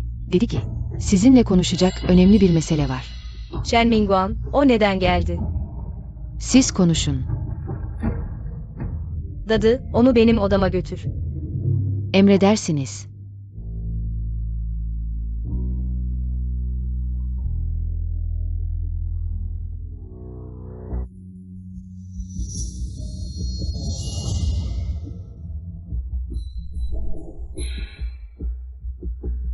Vay canına, kız kardeşim. Prensin evine gelince lüks alışkanlıklar edinmişsin. Karış karış altın değerindeki bulut desenli kumaştan elbise yaptırmışsın. Böyle savurganlık. Prensliğin hazinesini tüketirsin. Abla, yanlış anladın. Bu elbiseyi ben almadım. Bana annem tarafından hediye edildi. Ablacığım, kayınvaliden sana renkli bulut kumaşı hediye etmiyor mu? Prenses sana nasıl bu kadar güzel bir şey hediye eder? Üstelik veliaht seni hiç sevmiyor. Veliaht bana çok iyi davranıyor. Annem de beni kendi çocuğu gibi görüyor. Kardeşim, numara yapmayı bırak artık. Dışarıda herkes konuşuyor. Veliaht, şu Yanluo'yu Zara'ya aldat. Seni boşayıp onunla evlenecek, ablan olarak endişelendim. Bu yüzden seni görmeye geldim. Öyle mi? Veliaht beni boşayıp Cheo kızıyla mı evlenecek? Bunlar dışarıdaki insanların uydurduğu şeyler, bazıları. Veliaht eşinin mutluluğunu çekemeyip kasıtlı olarak dedikodu yapıyorlar. Aldırma bile. Abla duydun mu? Umarım bundan sonra dedikodulara inanmazsın. Ve yaymazsın. Huan teyze nasıl oldu da? Shen Tang'a bu kadar kibar davrandı, geçen hayatta. Bu yaşlı kadının elinde çok çektim. Köpek gibi azarlandım. Nasıl oldu da tavır değiştirdi? Teyzeciğim, kız kardeşim evde çok beceriksizdi. Arada bir kaza yapar azar işitirdi. Şimdi saraya geldi. Bu eski huylarından kurtulamadı. Lütfen teyze. Ona sıkı bir terbiye verseniz de sarayın yüzünü kara çıkarmasın. Veliaht eşi akıllı ve zeki, prens ve prensesin. Hatta tüm sarayın sevgisini kazanmış, şimdi evin idaresini elinde tutuyor. Sarayı düzene soktu. Veliaht bile onu öve öve bitiremiyor. Senin gibi dışarıya gelin giden birinin burada ahkam kesmeye hakkı yok. Ne diyorsun? Prenses evin idaresini ona mı verdi? Bu nasıl mümkün olabilir? Hanımefendi kendine örnek alıyor herhalde. Sen aptal olduğun için kayınvalidende sevilmedin, evi idare edemedin. Herkesin senin gibi olduğunu sanıyorsun. Sen değişmemişsin. Hiç değişmemişsin. Hala bu kadar sevimsizsin. Hanımefendi, beni daha önce gördünüz mü? Ama hiç hatırlamıyorum. Hanımefendi gerçekten de çok sıradan, görüp unutulacak biri. Bizim veliaht eşimiz gibi değil, olağanüstü zeki ve yetenekli. Bir kez görünce unutulmayacak biri. Shen Tang, evi böyle mi idare ediyorsun? Bir teyze, bana karşı saygısızca konuşuyor. Sen bir şey yapmıyorsun, dikkat et sonra. Burnunun üzerine çıkıp seni ezerler. Abla teyze saraydan gelen eski bir hizmetkir. Veliahtı bile o büyüttü. Ondan öğüt alman bir şeref. Senin için bir onurdur. Burada hava atmayı bırak. Evin idaresini alsan bile yine bir gülünç durumdasın. Düğün gecesi damat duvağını açmadı. Seni gelin olarak tanımadı. Bırakıp kaçtı. Düğünden birkaç gün sonra sevdiği kadını saraya getirdi. Özenle ilgilendi. Görünüşe göre veliaht seni hiç umursamıyor. Hatta senden nefret ediyor. Veliaht eşinin yerini aldığın için senden nefret ediyor. Sevdiği kadın için. Seni ne zaman öldüreceği belli olmaz. Sag mal Lama. Kim dedi veliaht eşini öldüreceğimi? O neden burada?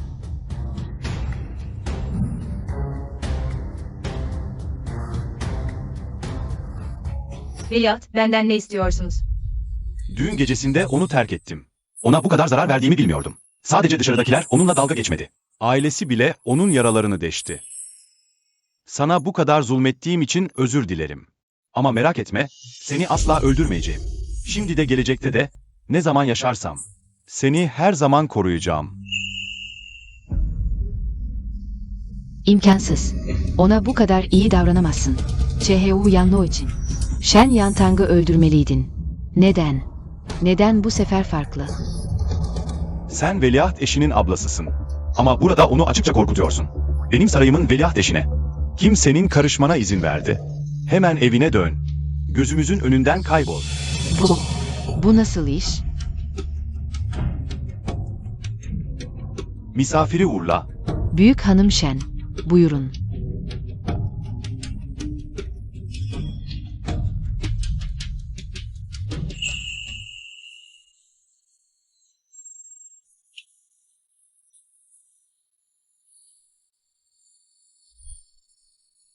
Geçmiş hayatta, Xiao Qingyuan bana hiç güzel bir söz söylemedi, gülümsemedi bile. Ama şimdi, Shen Tang a gülümsedi. Gidelim. Shen Tang, teşekkür ederim. Bu parayı sana borç olarak veriyorum. İleride, kat kat geri ödeyeceğim. Veliaht, paranın basit bir şey olduğunu düşünmüyor musun? Eskiden bir şey alacak olsam hizmetkarlarım alırdı. Hiçbir zaman bu şeylerin ne kadar pahalı olduğunu bilmezdim. Altın ve gümüş gibi basit şeyleri taşımayı da sevmezdim. Yanlı o da öyle. Saçını topladığı tokayı bile. Ben kendim oydum ona. Yanlı o gerçekten çok asil ve özel bir kız. Gerçekten günümüzün nadir insanlarından. Veliaht, bundan sonra ona daha çok tahta tokalar hediye etseniz yeter. Kesinlikle çok sevinecektir. Sakın ona altın ve gümüş gibi basit şeyler vermeyin, yoksa Veliahtın onu anlamadığını düşünür. Merak etme. Ona asla bu tür basit şeyler vermeyeceğim. Bundan sonra bu tür şeyleri sana vereceğim. Veliaht çok haklı. Bu altın ve gümüş gibi basit şeyleri bana verebilirsiniz.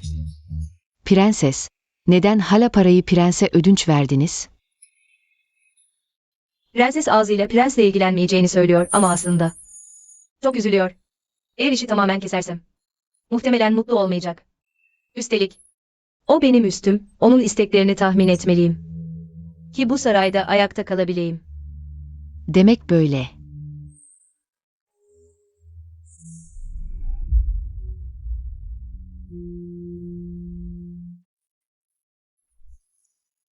Neden o? Akmask Xiao Qingyuan. Shenwan Tang'a kibarca davranabiliyor da. Liao'yu benden kaçıyor. İnanmıyorum. O ve Shenwan Tang. Geçmişte güzel bir hikaye yaratabildiyse ben de yapabilirim.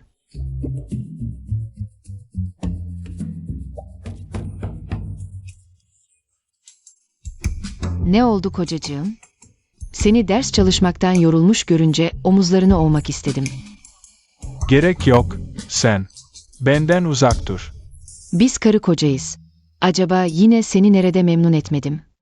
Neden hep benden kaçıyorsun? Oğlum, ne oldu? Çabuk onu götür. Ay. Sınavlar yaklaşıyor. Sana kaç kere söyledim. Oğlumun ders çalışmasını bölme. Sağır mısın sen? Hemen çık dışarı. Bir daha oğlumu baştan çıkarmaya kalkarsan. Ayağını kırarım, dikkat et. Duydum ki prense yine 500 gümüş ödünç vermişsin. Anneciğim, biliyor musun? Prensin haline acıdım, dayanamadım. Anne, bana kızmazsın değil mi? Sen iyi bir çocuksun. Anne nasıl kızabilir ki sana? Doğrusu onun bu duruma düşmesi beni de üzüyor. Görünüşe göre bu sefer yaltaklanmam işe yaramış. Prenses eşliğinde Yuaner'in özel hazinesine bir gidin. Birkaç yıl önce imparatorun verdiği ay ışığı bileziğini prensese getirin. Batı'nın hediyesi. Durması boşuna. Ben karar verdim. Prensesin olsun. Teşekkür ederim anne. Prenses, lütfen bu yaşlı kölenin peşinden gelin.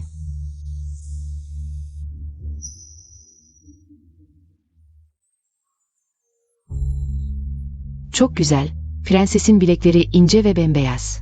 Bu ay ışığı bilezikle çok yakışıyor. Siz burada ne yapıyorsunuz? Ne işin var burada? Yoksa prensin eşyalarını mı çalacaksınız? Hemen gidip ifşa edeceğim. Bu özel hazine artık prensesin kontrolünde. Utanmıyorsan git tabii. Şu ihtiyar cadı özel hazineyi ele geçirmiş. Ben de gelip bir şeyler alabilir miyim diye bakacaktım.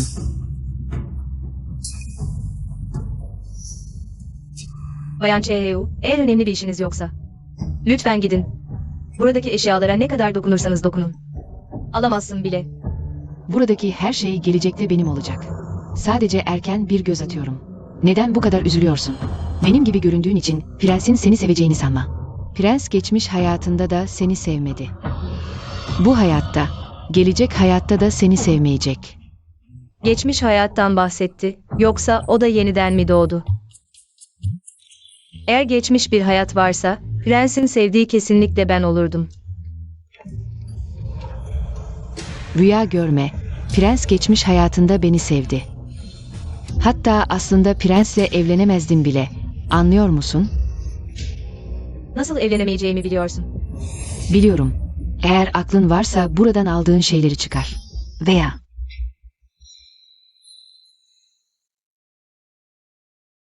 Ah, annemin bana verdiği bu ay ışığı bileziği ne kadar güzel. Bu bilezik benim. Nasıl senin elinde? Geri ver onu bana. Shen Mingxuan, onu bana geri ver. Sen nesin ya? Cesaret edip de almaya çalışıyorsun. Shen Mingguang. İsmimi bile yanlış söyledi, görünüşe göre. Kesinlikle yeniden doğmuş. Bu benim. Benim. Geri ver. Seni hırsız. Sen utanmaz bir hırsızsın. Prenses kimliğimi çaldın. Hayatımı çaldın. Şimdi de bileziğimi çalıyorsun. Geri ver onu. Bu imparatorun verdiği bir şey. İmparator dedi ki, bu gelecekteki prensese, sen diyorsun ki bu senin. Layık mısın? Tamam. Çok iyi. Sizi hatırlayacağım. Şimdi bana zorbalık ediyorsunuz. Prenses olduğumda. Görürsünüz siz. Sen. Prenses, iyi misiniz?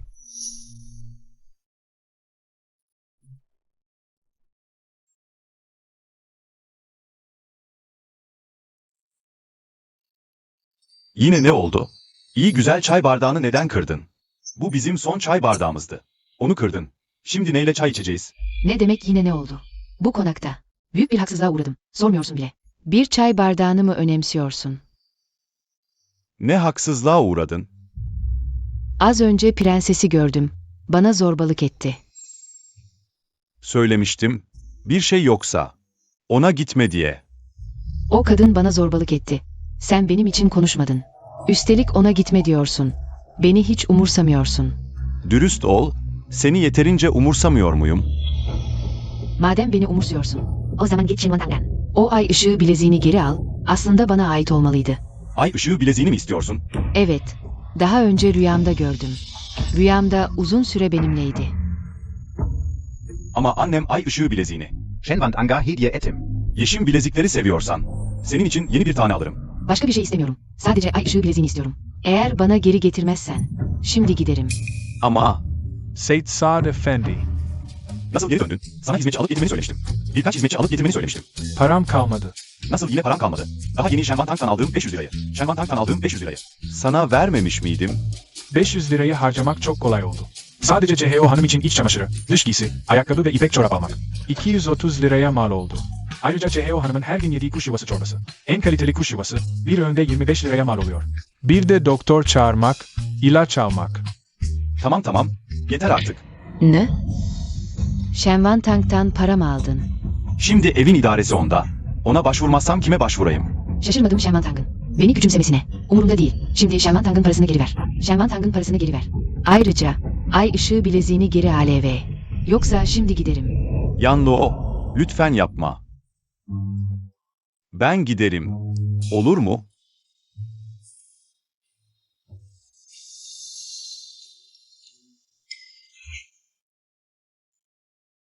Bu prenses için hazırladığım yeni bir ilaçlı yemek. Prensesin sakinleşmesine yardımcı olacak. Bunu mutfağa verip yapmalarını söyle. Şehzade hanım çok düşünceli. Eminim ki hemen emrederim.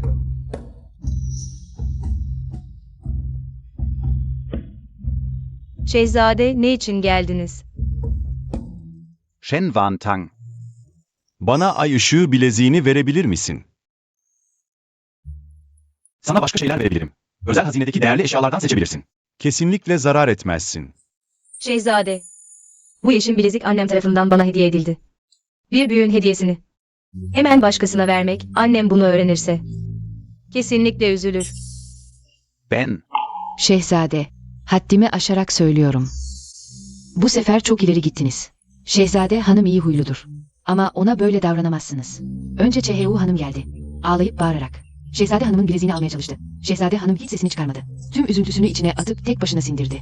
Ama şimdi siz de gelip prensesin bileziğini istiyorsunuz. Bu, prensesi sadakatsizlik durumuna düşürmek değil mi? O, tek başına, desteksiz bir şekilde bu saraya geldi. Sadece prensesin sevgisi sayesinde ayakta durabiliyor. Siz defalarca prensesin yüzünü kara çıkardınız. Şimdi de, ondan. Prensesin verdiği bileziği Yuanlu öğrenmesini isteyeceksiniz. Eğer gerçekten verirse, sadece prenses kızmakla kalmayacak. Saraydaki hizmetkarlar da rüzgarı takip edecek. Bundan sonra kim onun emirlerini dinleyecek? Siz onu ölümüne mi zorluyorsunuz? Ben. O Yuanlu'nun hayatı değerli de. Prensesin hayatı değersiz mi? Neden ona böyle zulmediyorsunuz? O ne yaptı ki? Yaptıkları yeterince iyi değil mi? Prens, Yuanlu'yu daha ne kadar şımartacaksınız?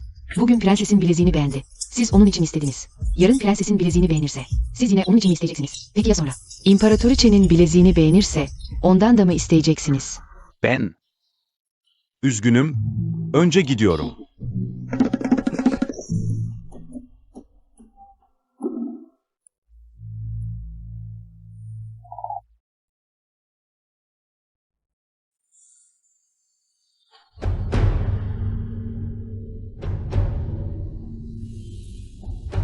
Bilezik alınamadı.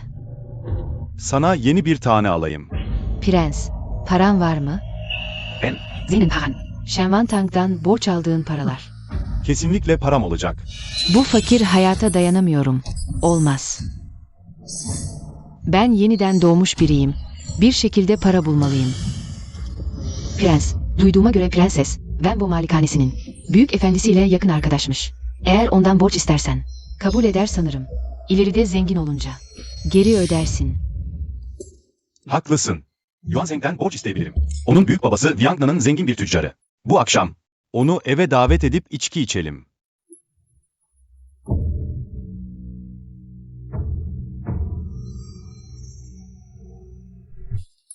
Prens efendi, içki alacak paramız yok.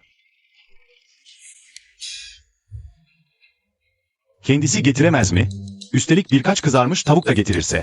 Birkaç sarhoş yengeç, birkaç meze. Misafir davet edip yemek ve içkiyi ondan istemek ne kadar ayıp. Çok utanç verici. Kendi içkisini getirsin. Evet, Moji çok utanmış. İçi sıkıntıdan patlıyor. Bu yüzden bana dert yanıyor. O Chuyanlo çok tuhaf biri. Prensi Wenbo malikanesinin büyük efendisinden borç istemeye teşvik etti. O nasıl biliyor ki karşı taraf kesinlikle ödünç verecek? Yoksa o adamı çok iyi tanıyor mu? Dujuan, git de birkaç zeki uşak bul. Veliahtın avlusundaki hareketliliği izle, bu gece bir şey olursa. Dümdüz anlat bana. Emredersiniz küçük hanım. Jin Yuan, Valahay hello olsun sana.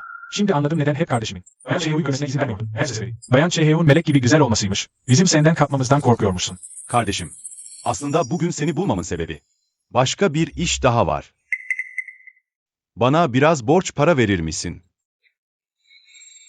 Kardeşiz ya, borç falan demeye gerek yok. Yarın hemen adam gönderip kış güne yollarım. Cidden mi?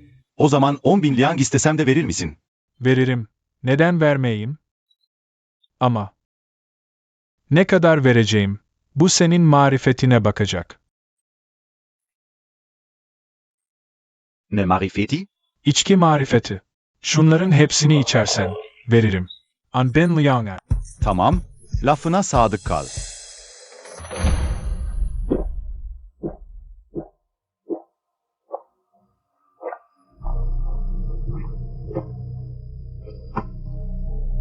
Bir sürahi daha olsa bile ben.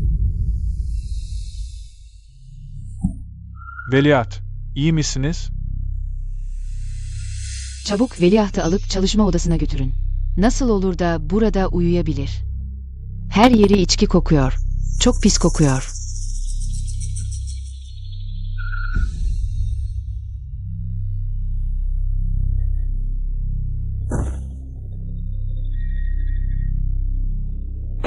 Bir sürahi daha.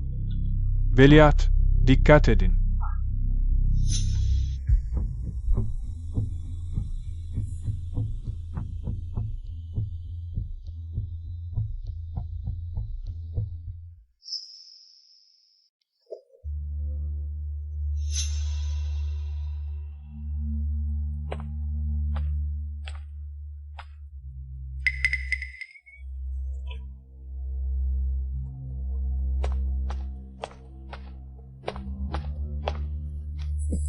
Alçak herif, rolün iyiymiş. Xia Jingyon'u kendi etrafında döndürüyorsun. Gerçekten de prensin konağına sızmışsın. Veliaht hemen yan tarafta. Biz böyle yaparsak iyi olmaz. Rol mü yapıyorsun? Bu gece beni iyi ağırlamazsan. Xiaoqing Yuan'a söylerim. O karnındaki piçin benden olduğunu. Bir de bana yazdığın yüzlerce aşk mektubunu gösteririm ona. Böylece görsün, benim için ne kadar düşkünmüşsün, yaltaklanıyormuşsun. Ona gösteremezsin. O zaman daha ne bekliyorsun? Yuan Bay. Bu sefer sizi bir iş konuşmak için çağırdım. Daha ne zamandan bahsediyorsun? Benimle iş mi konuşacaksın? Bir çeşit meyveli lorlu buzlu tas geliştirdim. Eğer sizin restoranınızda satılırsa kesin büyük kar edersiniz. Sonra kırın 1/3'ünü bana verir misiniz? Olur. Önce beni iyi ağırla. Diğer her şey hallolur.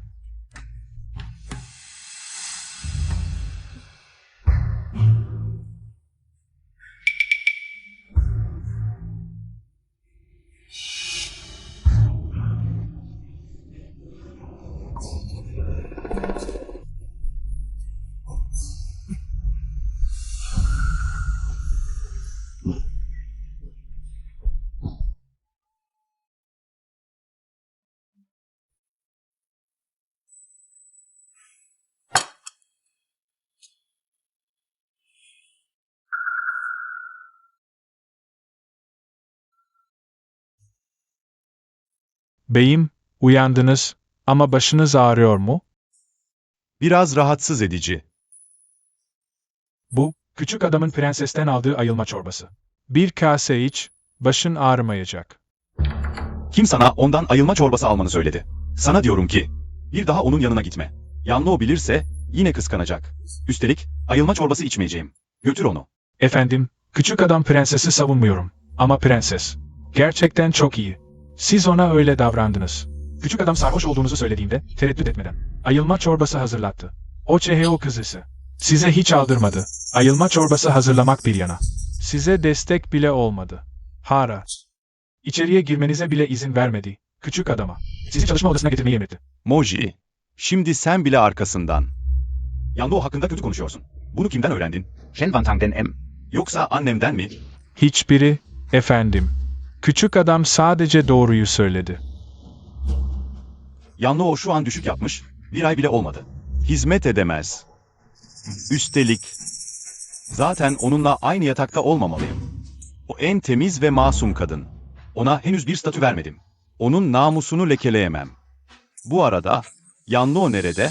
Küçük adam duydu ki, prensesten para istiyormuş. Para mı? Onun nereden parası olacak? Ah, anladım. Dün gece Yuan Zheng bırakmış olmalı. Gerçekten iyi bir kardeşim.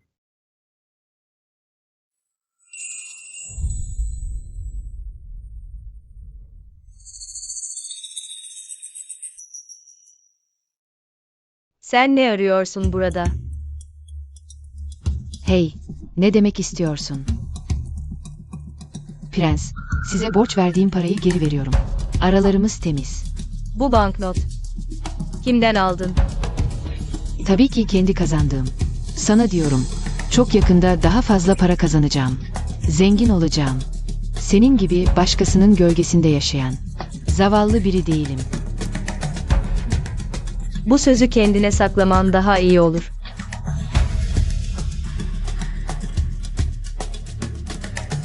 Ben ve prens gerçek bir çiftiz. Prens her gece bensiz yapamaz. Ya Zen? O seninle hiç birlikte oldu mu? Senin yerinde olsam, bu sarayda kalmaya yüzüm olmazdı. Utanç içinde giderdim. Gelsin biri. Buyurun hanımefendi, emriniz? Bu ahlaksız, utanmaz kadını. Alın götürün ve kilere kapatın. Bırak beni. Shen Wantang, Telia'den em Zen. Prens beni bir hazine gibi koruyor. Sen nasıl bağlarsın beni? Zen bitten. Öyle mi? Prens geldiğinde göreceğiz bakalım. Kimin bittiğini. Götürün onu. Bırak beni.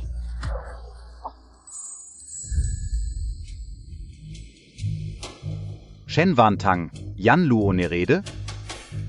Kilere de. Kim verdi sana onu kilere kapatma hakkını? Ne cüretle? Hemen serbest bırak onu. Getirin şu kadını.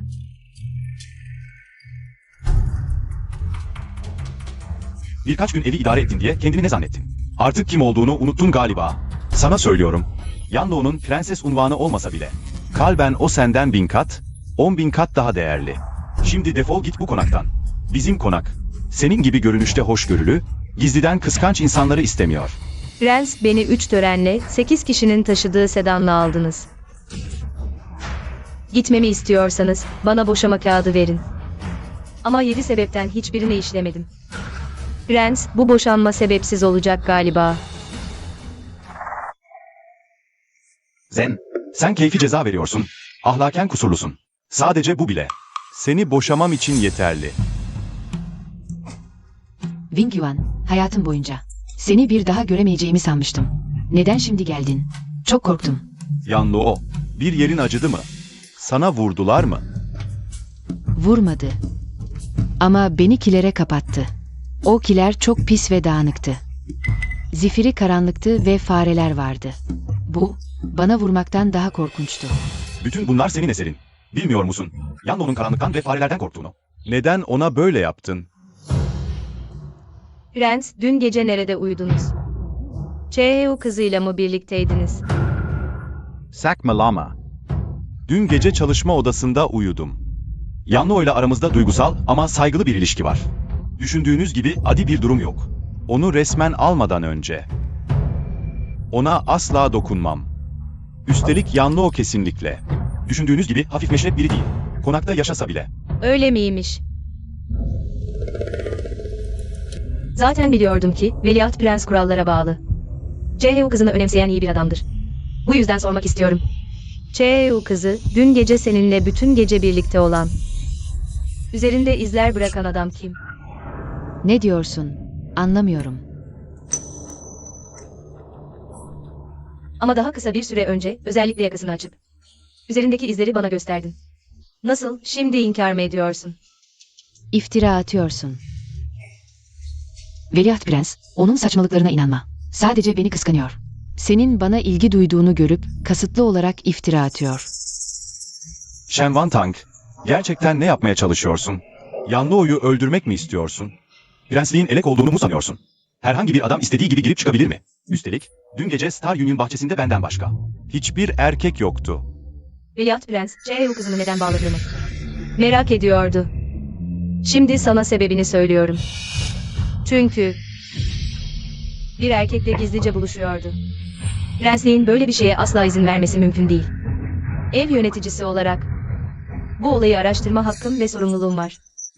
Prensliğe ve Veliaht Prens'e bir açıklama borçluyuz. Hiçbir açıklamaya ihtiyacım yok. Yanlo asla biriyle gizlice buluşmaz. O en soğuk ve gururlu kişidir. Üstelik, ona iftira atacaksan bile daha inandırıcı bir sebep bulmalısın.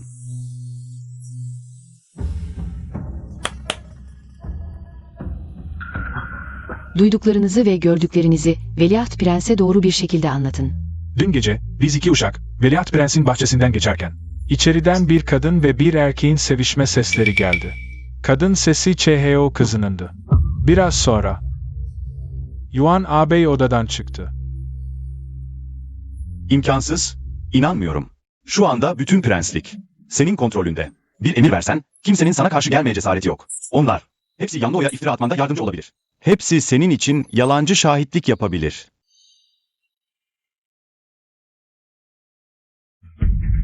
Madem Veliaht Prens onların sözlerine inanmak istemiyor. Veliaht Prens bizzat kendisi Cheo kızının üzerindeki izleri kontrol edebilir. O izler herhalde benim yaptırdığım şeyler değildir, değil mi? Shen Wantang. Beni soyup aşağılamaya çalışma. Bugün bana yeterince eziyet etmedin mi? Ölsem bile vücudumu sana asla göstermem. Sizler de layık değilsiniz. Cheo kızı. Senin vücudunu görmek istemiyorum. Veliaht Prens'in görmesini istiyorum. Zaten eninde sonunda onun olacaksın. Ona göstermenin bir sakıncası yok.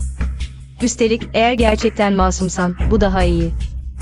Bu fırsatı değerlendirip sana bir statü vereyim. Ne demek istiyorsun? Beni veliahtın cariyesi mi yapacaksın? Bu asla mümkün değil. Ben Chuyen Luo, bu hayata. Asla kimsenin cariyesi olmam. Eğer olacaksam, resmi eş olurum.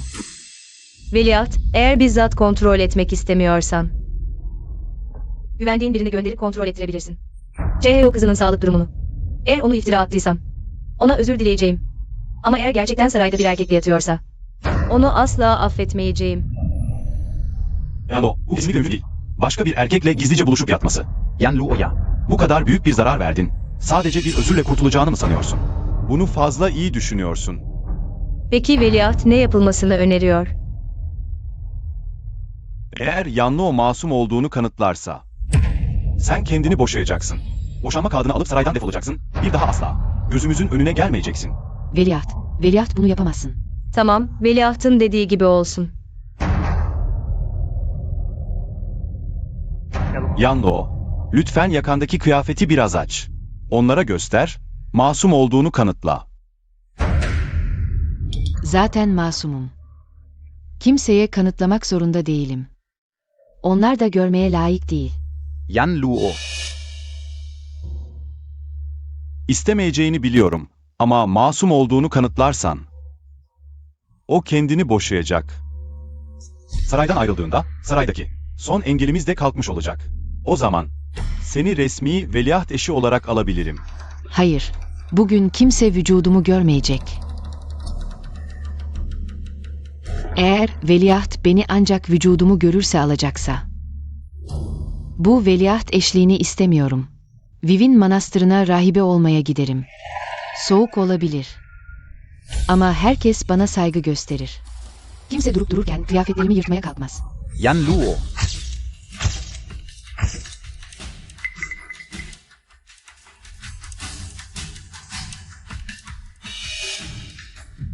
Xia Oking Yuan, Liliaden Mi. Ne yapıyorsun? Shen Wantang'ın dediği doğruymuş. Gerçekten bir erkekle yatmışsın. King Yuan. Açıklamama izin ver. Öyle değil. Canımı acıtıyorsun.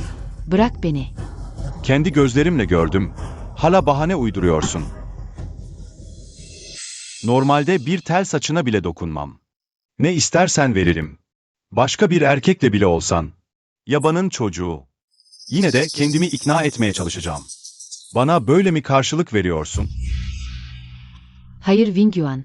Beni yanlış anladın. Tehdit edildim. Ben kurbanım.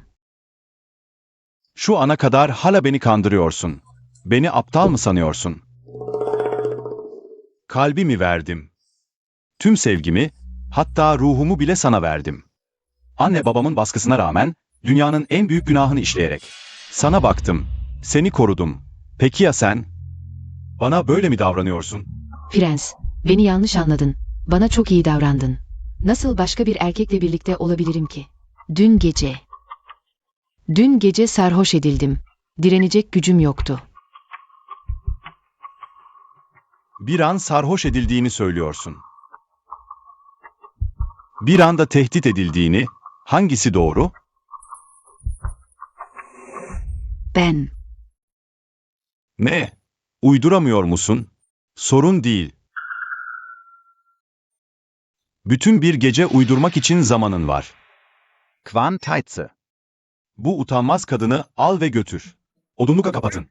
Emredersiniz, prens. Bunların hepsi Shen Wantang'ın kurduğu bir tuzak. Beni kıskanıyor. Amacı beni buradan kovmak.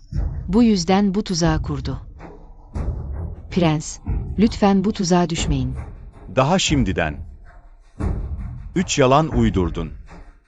Peki geçmişte? Söylediklerinin ne kadar yalandı? Yalan söylemedim. Hepsi doğruydu. Benim ne kadar gururlu bir karaktere sahip olduğumu biliyorsun. Yalan söylemekten nefret ederim. Tamam. Söyle bana. Daha önce karnındaki çocuk. Kimindi? Yoksa o çocuğun.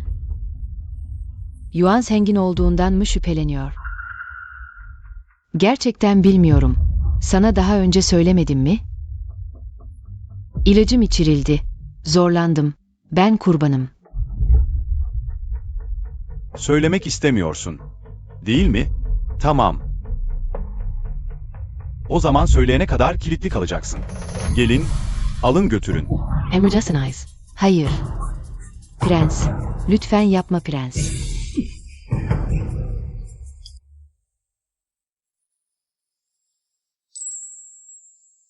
Üzgünüm. Seni yanlış anlamışım. Mesele anlaşıldığına göre şehzade henüz akşam yemeği yemedi. Yemek hazır, senin için yaptırdım. Sevdiğin yemekler avluna gönderildi. Bütün gün yoruldun, git biraz dinlen. Kızmıyor musun? Şehzade diyor ki, kızmam gerekir mi?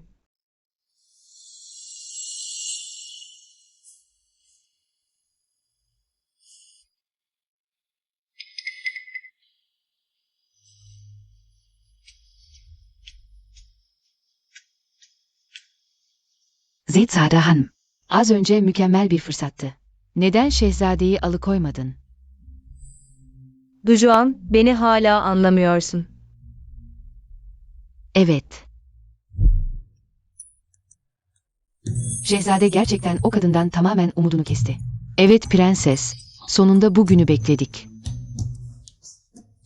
Tanrı'ya şükür, oğlum nihayet aklını başına aldı.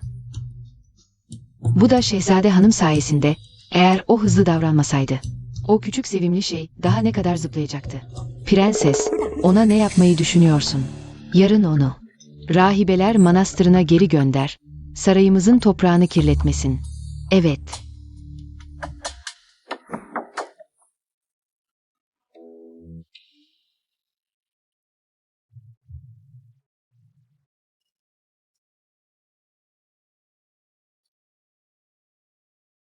Şehzade, ahırdan haber geldi. Diyorlar ki, Ne diyorlar? CEO kızı çocuğun kimin olduğunu söylemeye razı oldu. Ayrıca, dünyada kalmaya yüzü olmadığını, kendini öldürmeyi planladığını. Ama ölmeden önce sizi bir kez daha görmek istiyor. Hadi. Bir bakalım.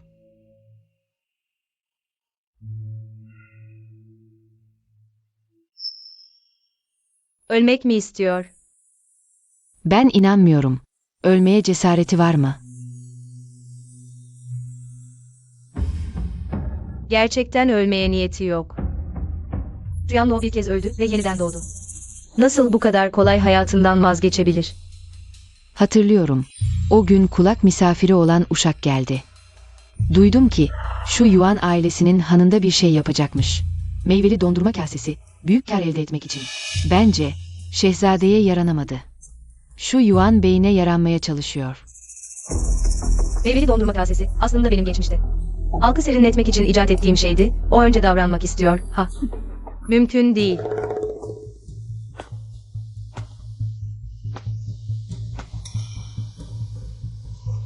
Wing Yuan, sonunda beni görmeye geldin. Ölmek mi istiyorsun? Ama artık sana inanmıyorum. Herkes beni yanlış anlayabilir. Ama şehzade sen hariç. Çünkü sen benim için en önemlisin, ne olursa olsun. Sana her şeyi açıklamalıyım. Açıklayacak neyin kaldı? Şehzade, dün gece benimle birlikte olan Yuan Chengdi. Sonunda itiraf ediyorsun.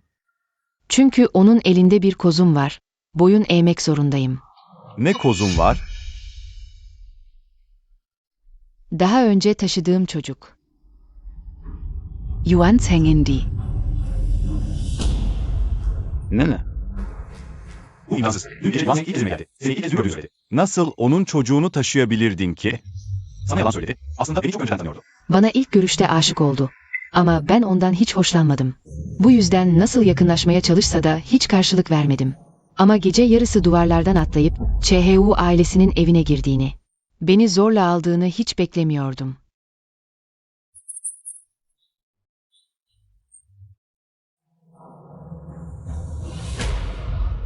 Ama bana kimin seni taciz ettiğini bilmediğini söylemiştin. Kimin çocuğunu taşıdığını bilmiyordun. Dedi ki, eğer şehzadeye gerçeği söylemeye cesaret edersem, beni karalayacak, dedikodu yayacak. Onu baştan çıkarmaya çalıştığım yalanını uyduracak. Üstelik herkese benim taşıdığım çocuğun ondan olduğunu söyleyecek. Şehzadeyi rezil edecek, beni mahvedecek. Benim ölümüm önemsiz. Ama şehzadenin benim yüzümden bütün başkent tarafından alay konusu olmasına izin veremem. Bu yüzden sadece Yuan Seng'in dediklerini yapmak zorunda kaldım. Demek böyleymiş. Şehzade, böyle yapmamın çok onursuz olduğunu mu düşünüyorsun? Gücüm sınırlı. Şehzade için yapabileceklerim sadece bu kadardı. Böyle bir şey oldu. Neden tek başına taşıdın? Neden bana söylemedin? Bu kadar büyük bir haksızlığa uğradın. Söylemeye cesaret edemedim. Şehzadenin kızacağından korktum. Şehzadenin beni yanlış anlayıp artık sevmeyeceğinden de korktum. Nasıl bu kadar aptal olabilirsin? Şimdi söyleyince aslında kendimi çok hafiflemiş hissediyorum. Şehzade, bu pis dünyada daha fazla kalmak istemiyorum. Elveda.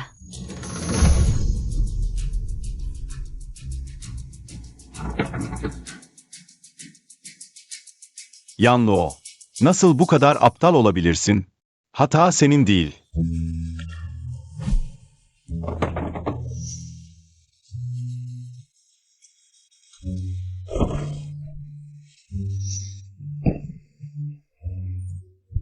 O Canavar Yuan Jongin. Şehzade beni affetmeye razı mı? Bu kadar zamandır bu kadar büyük bir haksızlığa uğradığını hiç düşünmemiştim. İçin rahat olsun.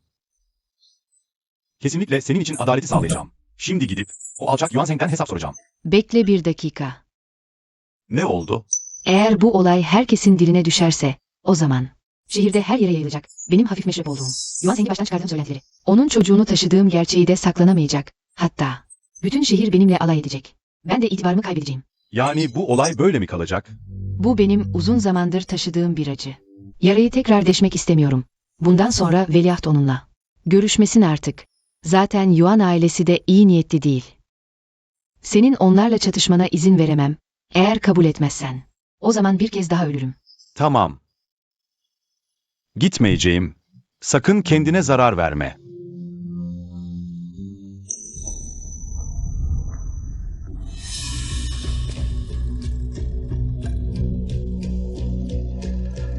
Veliaht eşi. Veliaht nasıl yine inandı? Dün gece o kadar çığlık attı. Hizmetçin, onun aklının başına geldiğini sanmıştım. Xia Jingyuan'ın durumu umutsuz. Ben annesi olsaydım, yan koldan. Yeni bir çocuk evlat edinirdim, ataların mirasını kaybetmemek için. Yazık oldu. Sonunda o kadının. Gerçek yüzünü görüp tövbe edeceğini sanmıştım. Ama o kadının birkaç yalanıyla yine tuzağa düştü. Böyle bir oğul doğurduğum için öleyim. Anne, lütfen sinirlenip sağlığını bozma. Tanger, keşke bir bıçakla. O kadını öldürebilsem. Anne acele etme, onun bir daha ayağa kalkamayacağı bir planım var. Yuan Zheng'in parasını tamamen iade ettim. Bundan sonra onunla tüm bağlarımı kestim. Veliaht bunu benim için yaptı. Çok duygulandım. Eskiden dünyalık şeylerden hoşlanmazdım. Ama bundan sonra veliaht için. Para kazanmaya hazırım. Yan Luo. Senin para kazanmana nasıl izin verebilirim? Başka arkadaşlarım da var. En kötü. Onlardan tekrar borç alırım. Önce beni dinle. Bir çeşit meyveli dondurma icat ettim. Çok lezzetli. Piyasaya sürüldüğünde kesin çok popüler olacak. Wingyun restoranıyla anlaştım. Orada satılacak. Yakında çok paramız olacak. Bunları yapabildiğini bilmiyordum. Çok beceriklisin. Ama Wingyun restoranındakileri nasıl tanıyorsun? Aslında Yuan ailesinin gizli işletmesi. Kimse bilmiyor. Bu konu asla. Xia Jingyuan'ın kulağına gitmemeli. Eskiden sık sık bu dükkana giderdim. Gide gide tanıştık. 3 gün sonra meyveli dondurmanın resmi lansman günü. Mucit olarak ben de bizzat orada olacağım. Veliaht, benimle gelir misin? Tabii. Senin işini mutlaka desteklerim. Veliaht eşi, öğrendim ki Yingyun binası şimdiden tanıtımlara başladı. Her yerde insanları gönderip son zamanlarda birkaç tane dünyayı şaşırtacak yiyecek çıkaracaklarını söylüyorlar. Ayrıca bu yiyecekleri yapan kişinin dünyada eşi benzeri olmayan bir kadın olduğunu ve 3 gün sonra Wingyun binasında tadım için ünlüleri davet ettiklerini söylüyorlar. Şimdi herkesin iştahı kabardı. Başkentte birçok kişi Wingyun binasının bu kadar tanıtım yaptığı, bu kadının kim olduğunu merak ediyor. Onun icat ettiği atıştırmalıklar ne kadar özelmiş. Wingyun binasının tüm koltukları tükendi. Geçmiş hayatımda yaptığım atıştırmalıklar yaygındı. Tuyanlı o mutlaka yemiştir. Bu yüzden taklit ediyor ama benim tarifim o kadar. Kolay taklit edilemez. Bu kadar tanıtım yapıyorlar, boşuna uğraşmaktan korkmuyorlar. Madem bu kadar gösteriş seviyor, o gün doyasıya gösteriş yapsın.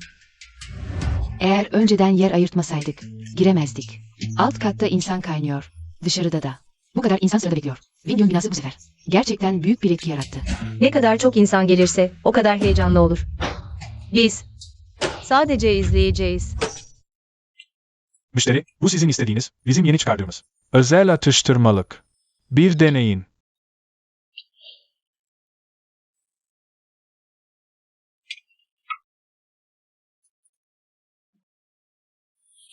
Bu tat, benim tarifimden daha tatlı ve ağır. Sadece görüntüyü taklit etmişler, özünü öğrenememişler. Veliaht eşi, bu tat güzel ama normalde. Sarayın aşçıları bundan daha lezzetli yapıyor. Sadece görüntüsü yeni. Ama bu birkaç şey için. Tam 136 gümüş lira istiyorlar. Bu çok fazla. Geçmiş hayatımda sattığım meyveli dondurma 1 liradan azdı. Ucuz ve lezzetli olduğu için yaygındı. Herkesin sevdiği sokak lezzeti oldu. Onların fiyatı sadece asillerin karşılayabileceği kadar. Normalde karşılayabilenler zaten lüks yemeklere alışkın. Böyle şeyler onların gözünde değersiz. Hepsi var. Hepsi var. Acele etmeyin. Acele etmeyin. Acele etmeyin. Müdür, bana bir atıştırmalık menüsü getirin. Üzgünüm müşteri, verdiğiniz para yeterli değil.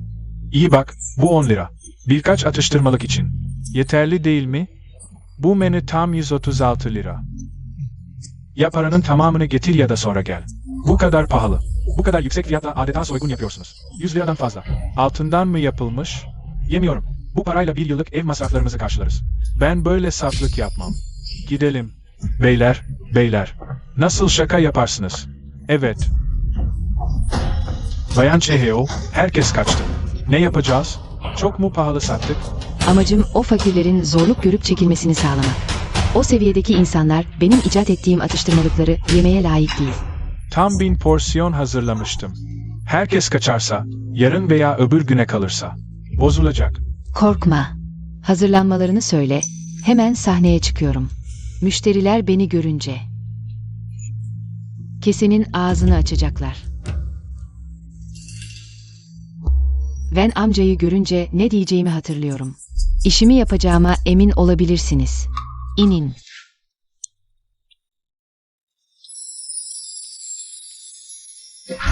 Hanımefendi, kötü haber. Son günlerde başkentte genç efendi hakkında dedikodular dolaşıyor. Onun kadınlara zulmeden bir zorba olduğu söyleniyor. Öfkelenenler şikayet etmek istiyor. Ne saçmalığı bu? Oğlum ne zaman bir kıza zulmetti? Daha önce sürekli genç efendinin peşinden ayrılmayan Chu Yanluo Muse. Şimdi Ning prensinin malikanesine girip hamile olduğunu söyleyerek genç efendinin ona zorbalık ettiğini iddia ediyor. Hala onun peşini bırakmadığını söylüyor. Saçmalıyor. Bu kadın eskiden evlenmek için bize yapışıp kalmıştı. Daha evlenmeden oğlumu defalarca baştan çıkarmaya çalıştı. Hiç bu kadar yüzsüz birini görmedim. Yuan ailesinin itibarını lekelemeye cesaret ediyor. Git. Daha önce yazdığı o utanmaz aşk mektuplarını bul getir. Ning malikanesine gidip hesap soracağım.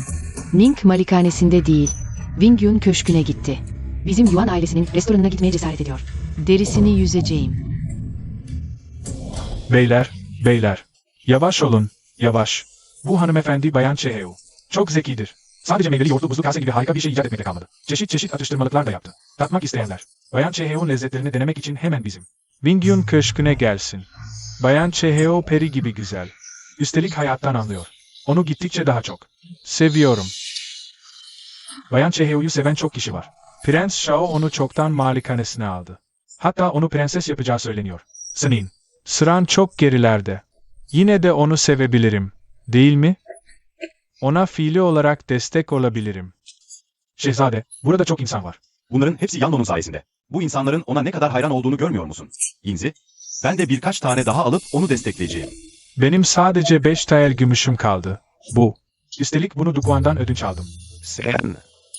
Neyse, 5 tael gümüş de yeter. Gassen. Buradaki tüm atıştırmalıkları getirin. Sayın müşteri, şaka mı yapıyorsunuz? Bu kadar az gümüşle bir kase meyveli dondurma bile alamazsınız. Meyveli dondurma kaç para? Bir kase 136 tael. Ne dedin sen? Şehzade, bu set 100'den fazla tael. Sizin bir aylık maaşınızdan bile fazla. Yanlo altın ve gümüş gibi sıradan şeyleri sevmiyor muydu?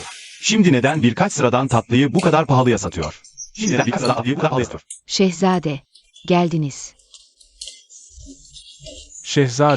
Şehzade geldi. Yanlo, bu şeyler çok pahalı değil mi? Görünüşleri yeni olsa da. Ama sıradan insanlar bunları karşılayamaz. Şehzade pahalı buluyorsa yemeyin. Biliyorsunuz ki ben altın ve gümüş gibi sıradan şeylerle ilgilenmiyorum. Bu fiyatı kar için değil. Sadece müşterilerin hem lezzet hem de prestij sahibi olması için koydum. Ama bir restoranın prestiji her zaman yemeklerin kalitesiyle olur, fiyatla değil. Bu şeyleri benden başka kimse yapamaz. Onların eşsizliği bu fiyatı hak etmiyor mu? Kim demiş sizin ürünleriniz eşsiz diye?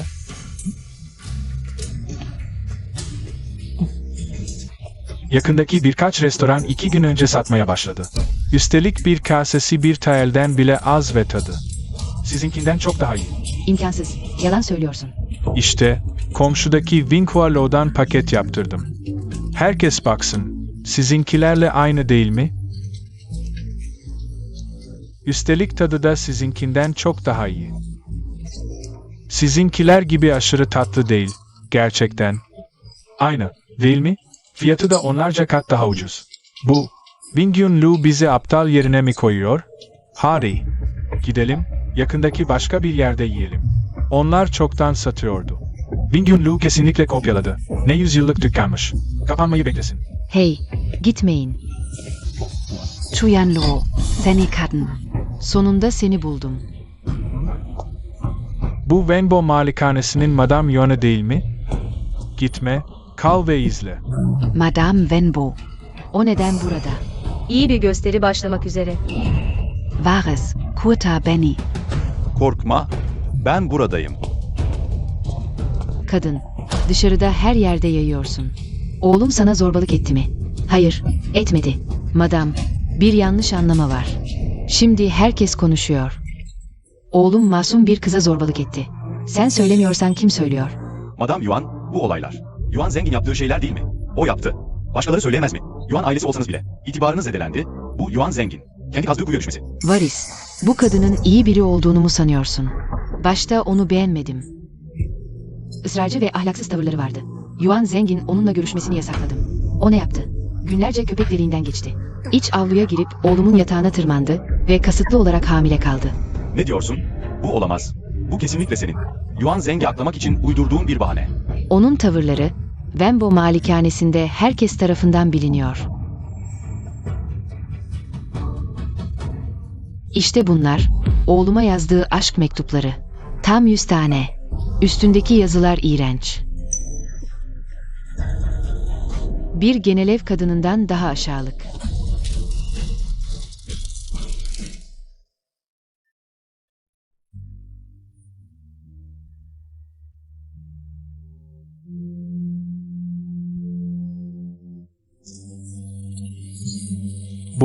Bu ne yazıyor böyle? İğrenç. Onun böyle biri olduğunu bilmiyordum. Anlaşılmıyordu. Wahres, Onun yazısını tanıyor musun? Tanıyorum. Yani bu müstehcen sözler. Senin Yuan Zeng'e yazdıkların mı? Bana ise onun tarafından bayıltıldığını ve zorla ilişkiye girdiğini söyledin. Cheheu Yanluo, beni çok kötü kandırdın. Hayır, bunların hepsi yalan. O bana zorbalık etti. Şahitler ve kanıtlar önünde inkar etme. Senin gibi biri. Daha suçu oğlumun üstüne atmaya çalışıyorsun. seni. Resmi makamlara şikayet edeceğim. Gerçekleri çarpıtmanın cezasını çek. Hayır. Resmi makamlara gitmek istemiyorum. Wahres, Kurta Benny. Chuyanluo. Defalarca bana ihanet ettin. Beni kandırdın, kalbimi çiğnedin. Bunların hepsi yalan, hepsi yalan. Hayır, yapmadım. Anladım. Shenwan Tang, kesinlikle o benim. Ve Yuan Zeng'in olaylarını yayan o. Yoksa nasıl herkes biliyor olabilir? Chuyanluo. Bu noktada hala beni suçlamaya mı çalışıyorsun?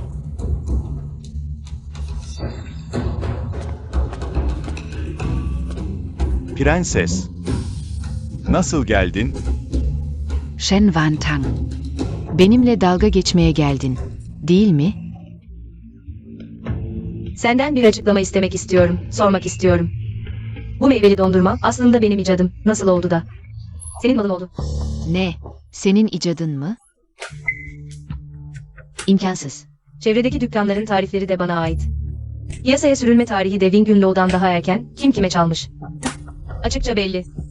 Demek ki gerçek mucit prensesmiş. Çok tuhaf. Kocasını çalmak yetmiyormuş gibi. Bir de tarifini çalmış. Hayır, o yalan söylüyor. O benimkini çaldı. Ve önceden yayınladı. Nasıl yapabildiklerini merak ediyordum. 2 ay önce anneme yapmıştım. O zaman sen hala rahibe manastırındaydın. Nasıl yapabildiğini merak ediyordum. Demek ki bu bile. Prensesten çalınmış. Bunu yapabiliyorum çünkü önceki hayatımda. Yoksa sen de mi? İmkansız. Bu meyveli dondurmayı halka. Biraz neşe ve tatlılık katmak için icat ettim. Bu yüzden ucuza sattım. Senin gibi fiyatları şişirip para kazanmak için değil. Prenses çok iyi söyledi. Bazıları sadece para için her şeyi yapar. Her yolu deniyor. Evet, İşte ona bak. Eğer Wing Yun hala onunla çalışıyorsa, kendi itibarını zedeliyor. Artık kimse gelmesin. Evet, işte. Bir daha asla gelmeyeceğim. En iyisi kapatın gitsin. Kadın, her şey senin yüzünden. Yuan ailesinin Wing Yun Lu'sunun itibarını mahvettin. Bizim 100 yıllık dükkanın adını lekeledin. Ne diyorsun? Bu King Yun Lu Yuan Ailesenin Mi? Evet, Wing Yun Lu oğlumun malı. Önceden işler çok iyiydi. Herkes övgüyle bahsederdi. Şimdi, onu bu hale getirdi. Asla affetmeyeceğim. Wing Yun Lo'nun sahibini nasıl tanıdığını merak ediyordum. Demek ki buranın sahibi Yuan Zeng'miş. Onunla işbirliği yapıyorsun ve beni de desteklemeye çağırıyorsun. Bana söylediğin şey bu muydu? Seni ezdiğini mi söylemiştin? Bütün bunları kimin için yapıyorum ben? Çünkü sen beceriksizsin. Bir kuruş bile çıkaramıyorsun. Beni geçindiremiyorsun. Altınları ve mücevherleri. Bana vermiyorsun. Kendim kazanmazsam aç mı kalacağım? Chu Yan Luo. Ne zaman böyle birine dönüştün? Eskiden ben. Fa Zen tapınağında seni gördüğümde. Tehlikeleri göze alıp çatıya çıkmıştın. Sadece bir kediyi kurtarmak için. O iyi kalpli sen. Nereye gitti? O da Fazen tapınağında bir kedi mi kurtarmış? Ne tesadüf. Bizim hanımefendi de bir yıl önce özellikle Fazen tapınağının çatısına çıkmış, bir tekir kedi kurtarmıştı. Ne dedin sen? Ben bir şey demedim ki. Sadece tesadüf olduğunu düşündüm. Hanımefendi. Gerçekten Fa Zen tapınağında bir kedi mi kurtardın? Galiba öyle bir şey oldu. O gün ne renk giymiştin? Üzerinden çok zaman geçti, hatırlamıyorum. Hatırlıyorum, turkuaz renginde bir elbise giymiştin. Ben o elbisenin çok sade olduğunu düşünmüştüm. Ama hanımefendi, Budha'nın topraklarında gösterişli giyinmemek gerektiğini söylemişti.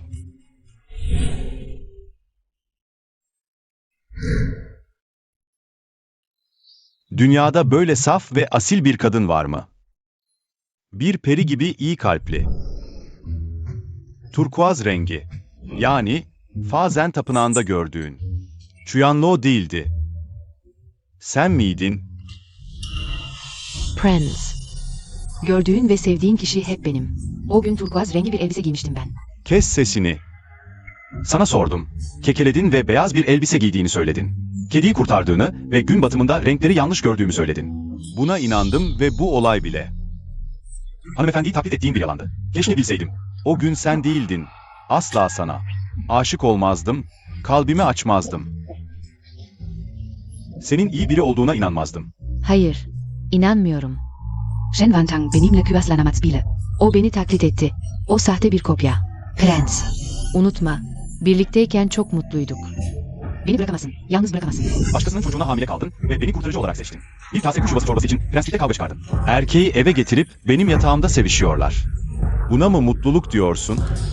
Söyle bana, mutluluk nedir? Vay, bu kadar yüzsüz olamaz. Prens gerçekten dayanabiliyor. Prenses de ne talihsizmiş, böyle biriyle evlenmiş. Prenses. Ben.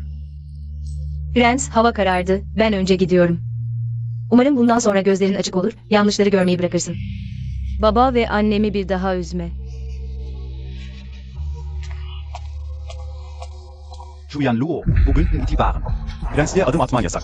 Seni manastıra geri götürüp sıkı gözetim altında tutacağım. Bir daha çıkmaya cüret edersen, baş belası olursan affetmem. İşte bu. Bana sorarsın. Prens gerçekten çok safmış.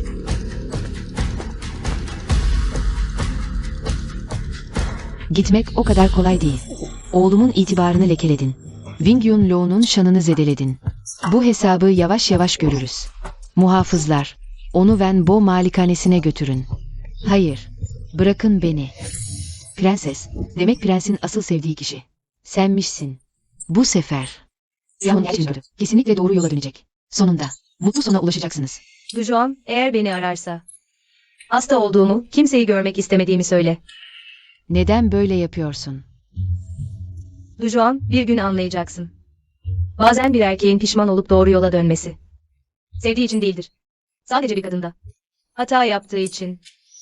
Başka bir kadında teselli bulmaya çalışır.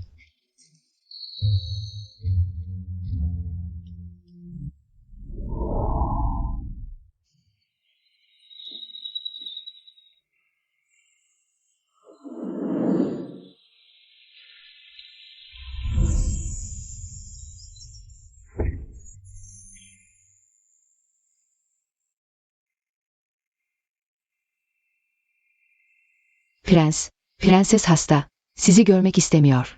Biliyorum. Beni görmek istemiyor. Ama bu sefer gerçekten pişmanım. Eğer beni affederse, lütfen bana haber ver. Tabii.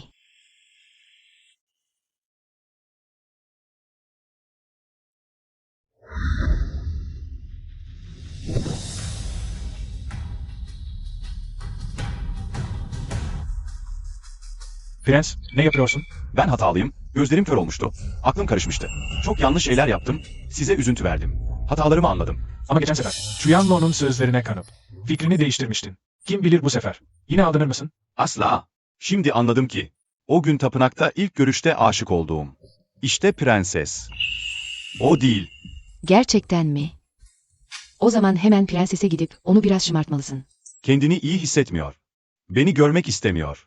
Daha önce yaptığın o saçma şeyler yüzünden. Ben Tanger olsam, seni de görmek istemezdim. İyi davran, Tanger yumuşak kalplidir. Zamanla seni görmek isteyecektir. Eğer hala aynı şekilde devam edersen, yalnız ölmeyi bekleyebilirsin. Anladım. Anne.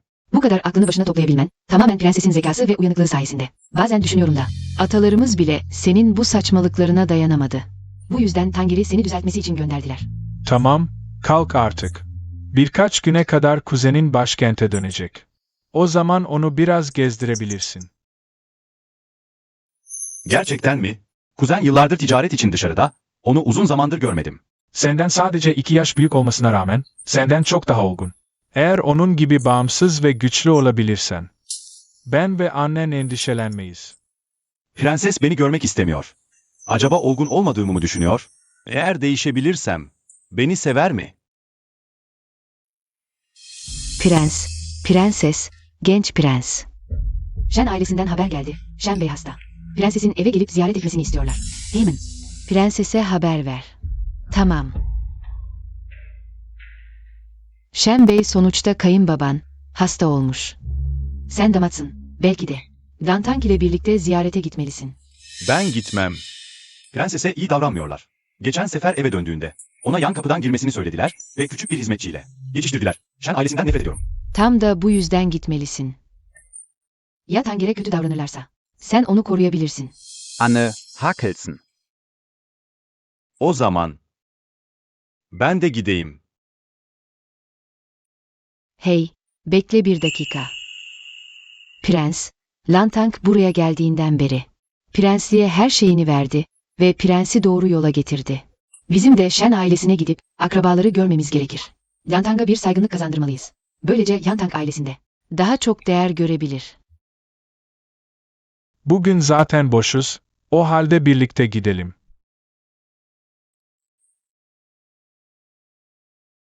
Hadi.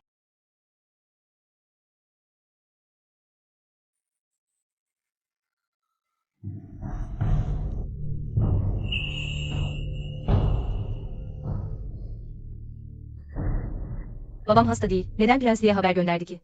Hastalandığınızı duyunca hemen geri döndüm. Aslında bir şey yok. Ama baba, kendine böyle beddua etmen hiç hoş değil.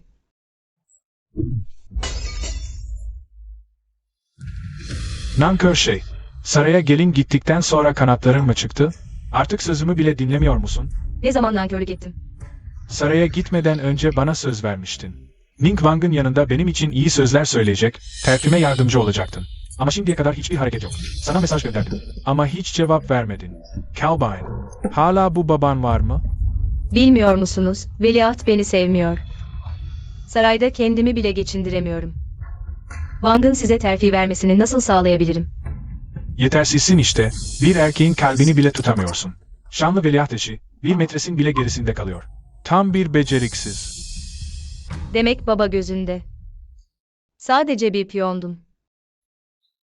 Ne saçmalıyorsun? Baban güçlü olursa, sarayda ayağını basabilirsin.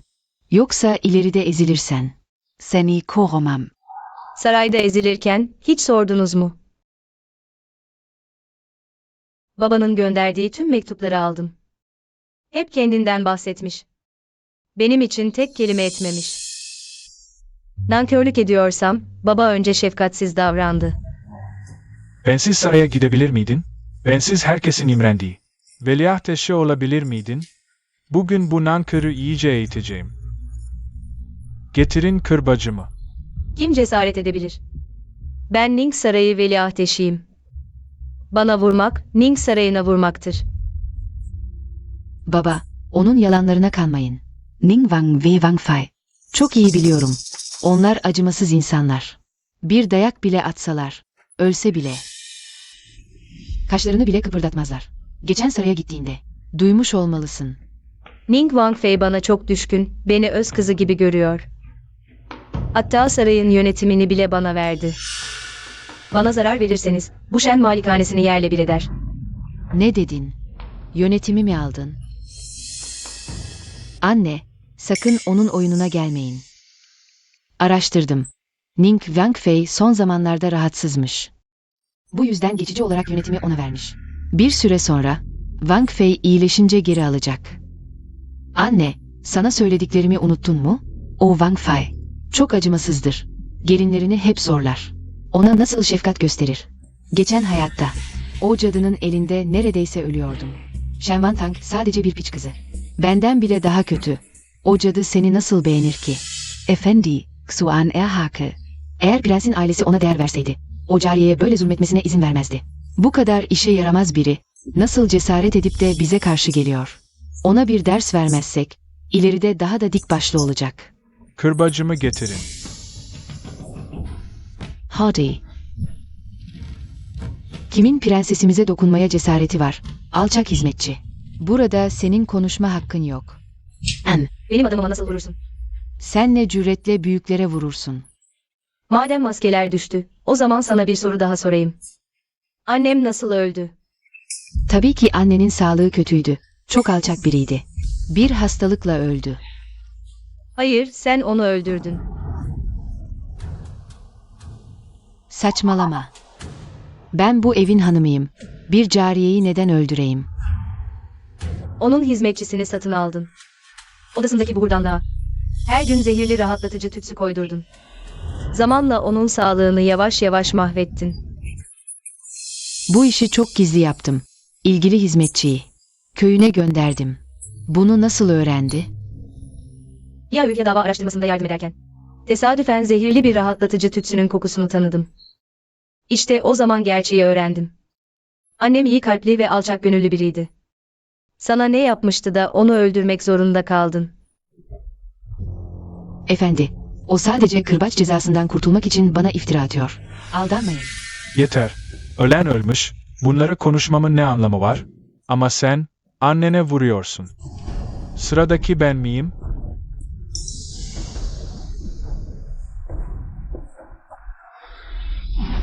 Bir insanın hayatı senin için ne ifade ediyor? 20 yıldır sana hizmet etti, karşılığında ölen ölmüş mü dedin? Shen Guanlian. Senin gibi bir canavar ne baba ne de koca olmayı hak ediyor. Küstahlık. Ne bekliyorsunuz? Onu tutun.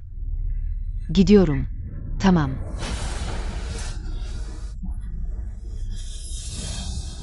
Dua. Ne yapıyorsun?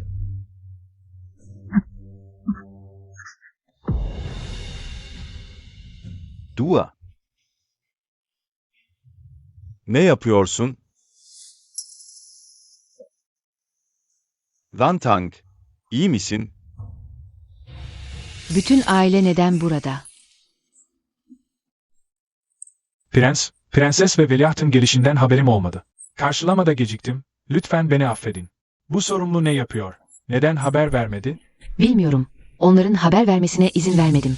Shen efendi, az önce elinde kırbaçla gördüm seni. Gelinimi dövmek üzereydin. Ne suçu var ki?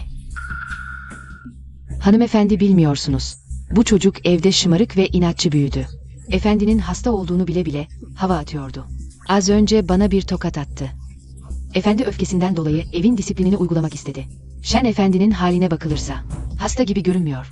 Tangerimi dövecek kadar gücü var. Bence gayet dinç görünüyorsun. Ne oluyor? Onun sarayda önemsenmediğini söylememiş miydin? Neden hanımefendi bu kadar koruyor onu? Ben de bilmiyorum. Hanımefendi öfkelenmeyin. Hepsi bir yanlış anlaşılma. Ne yanlış anlaşılması. Geçen sefer gelin saraya döndüğünde. Onu kasıtlı olarak ihmal ettiniz. Bu sefer daha da ileri gittiniz. Ellerinizi bile kaldırdınız. Bu kadar kalın bir kırbaç. İnsanın üzerine inerse yarı can gider. Shen Efendi. Yanılmıyorsam, senin makamın için. Kasıtlı olarak gelini suçluyorsun. Ben nasıl cüret ederim? Sarayın kuralları var. Dışarıdan gelen tüm mektuplar tek tek kontrol edilmelidir. Bu yüzden hanımefendiye yazdığın tüm mektupları gördüm. Ne diyorsunuz? Defalarca gelini bana bulması için zorladın. Makamını yükseltmem için. Başta onun da senin gibi anlayışsız olmasından korktum.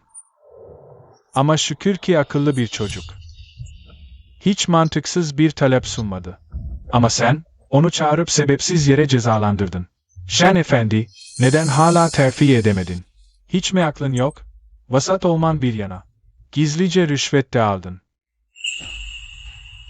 Gelinin hatırı için. Göz yummak istedim, seni görevden almadım. Ama sen bu kadar nankör çıktın.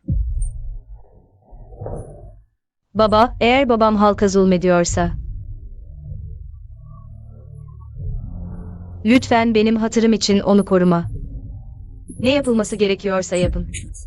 Shinwan Tangsan, gelin sözünü söylediğine göre. Ben de adaletle hareket edeceğim. Baba, ayrıca gelinin annesinin ölümü Ci ailesiyle de bağlantılı. Gelin tanıkların yerini buldu.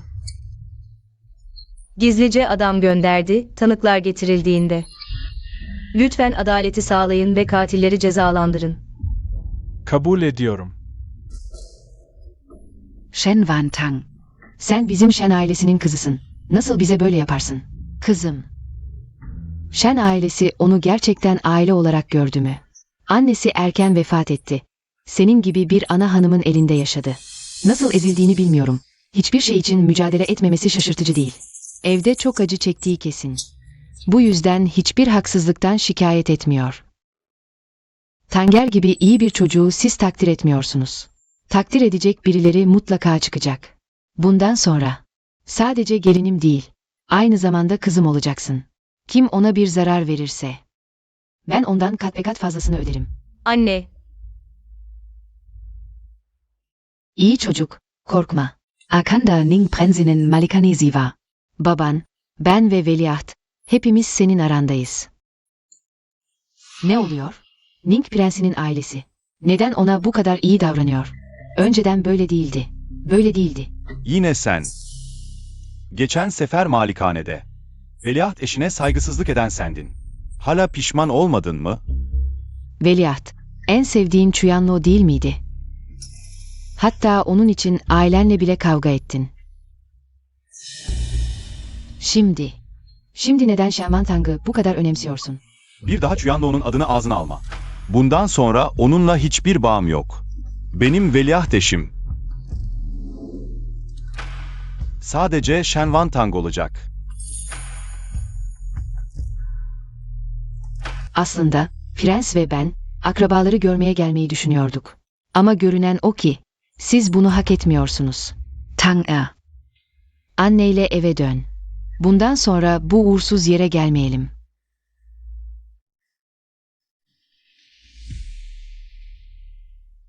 işlerin artık olası böyleyse. 3 ay öğleden sonra. Uzun zamandır aile sıcaklığını hissetmemiştim.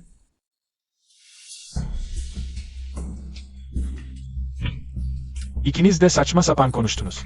Shenwan Tang'ın malikanede istenmediğini söylediniz. Şimdi işte, prens beni soruşturmaya aldı. Eğer görevimi kaybedersem, ikinizin yüzünden olacak. Ben de bilmiyorum. Nasıl bu kadar büyük bir değişim oldu? Mingguan, neden işler? Senin dediğin gibi olmadı. Liao'yu hala başarılı olup büyük bir memur olabilir mi? Kesinlikle olacak. Yoksa ben ona gelin gidip. O kadar acı çekmem boşuna mıydı? Efendi, kötü haber. Damat resmi daireye götürüldü. Ne? Bugün çalışmak için kütüphaneye gitmemiş miydi? Neden tutuklandı? Yoksa meslektaşlarıyla kavga mı etti? Shinmingxian, sen bana Liao'nun büyük bir memur olacağını söylemiştin. Hatta özel olarak Mingze Akademisi'ne gönderilmesi için ayarlama yaptım. Bana sürekli baş belası çıkarıyor, damat kavga etmiyor. Ne oldu o zaman? Duyduğuma göre bir sınıf arkadaşına sarkıntılık etmiş. Karşı taraf tarafından ifşa edilmiş ve müdüre şikayet edilmiş. Taciz ettiği kişi. Hatta Hongu Tapınağı'nın başkan yardımcısının oğluymuş. Damadı affetmek istemiyorlar. Resmi şikayette ısrar ediyorlar. Ne dedin sen? Liao Yui. Bir erkeğe sarkıntılık etmiş. Artık neden benimle aynı odada kalmadığını anlıyorum. Ne zaman yakınlaşmaya çalışsam, benden yılan gibi kaçıyordu.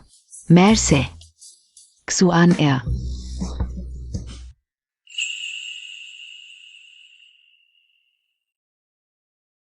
Efendim, bu Fazhen Tapınağı'nın başrahibinin size gönderdiği şey. Başrahip dedi ki, artık tapınakta inzivaya çekilmeyeceksiniz. Ama bu tesbih, size söz verdiği gibi, sizinle bir bağ var. Başkasına vermek uygun olmaz, bu yüzden size bırakıyor.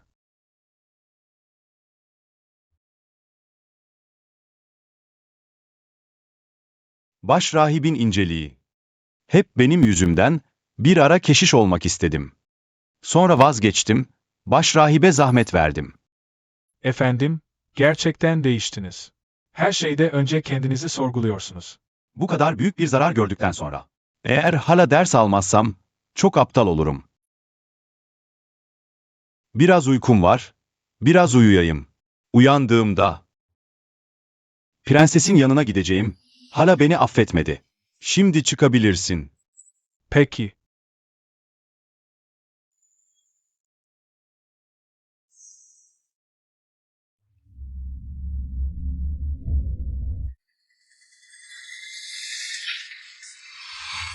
Ölsem bile, seni de yanımda götürürüm.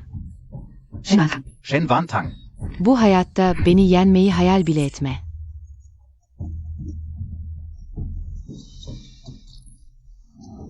Üzgünüm, seni masumca bu işin içine çektim.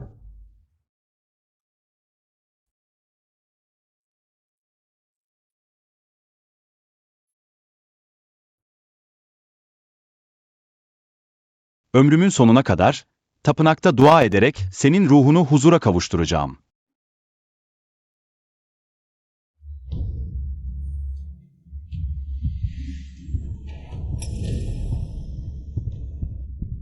Shen Wantang.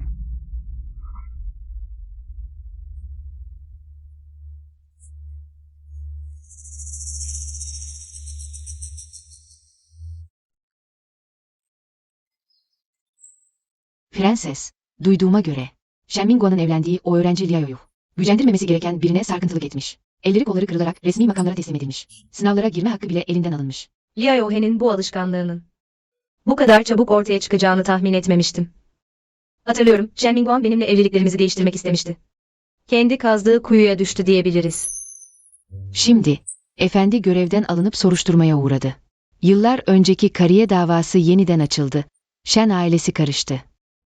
Shen Mingxuan Neredaise Seldrakak. Shen Wantang. Shen Wantang, sana söyleyeceklerim var.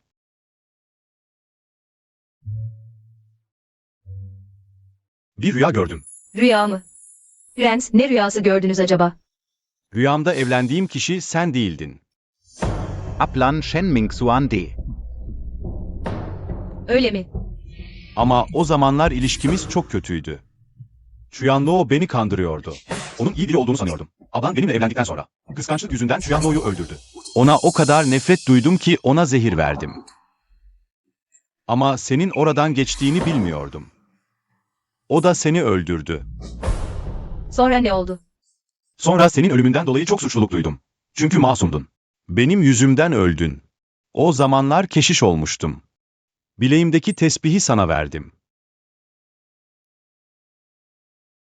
Seni tanımıyordum ama öldükten sonra senin için 7 gün boyunca dua ettim. Ağzımdan çıkan hep senin adındı. Demek ki bizim bir geçmişimiz varmış. Önceki hayatımda öldükten sonra benim için 7 gün dua etmiş. Shen Wantang.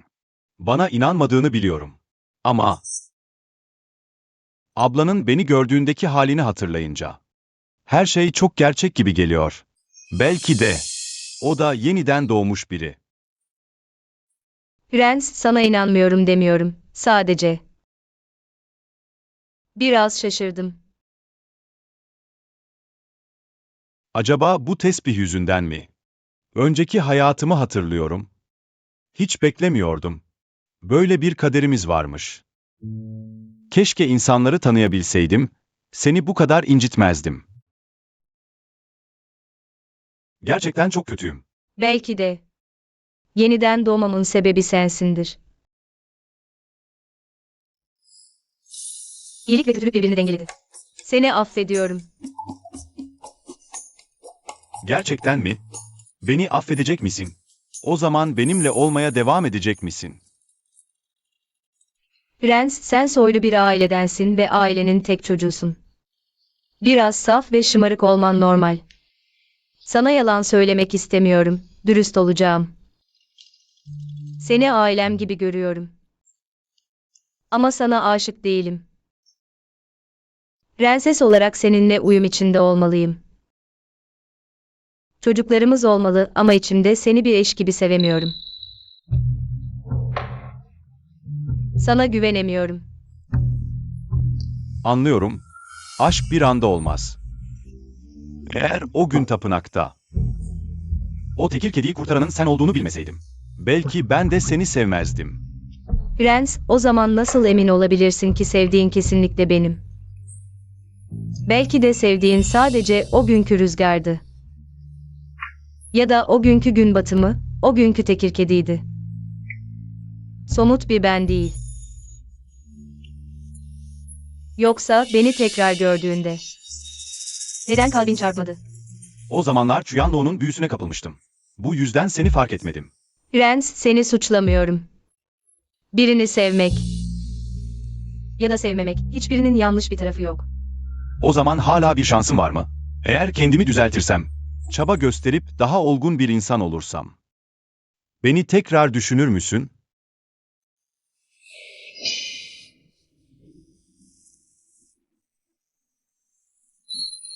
Belki de birbirimize 1 yıl vermeliyiz.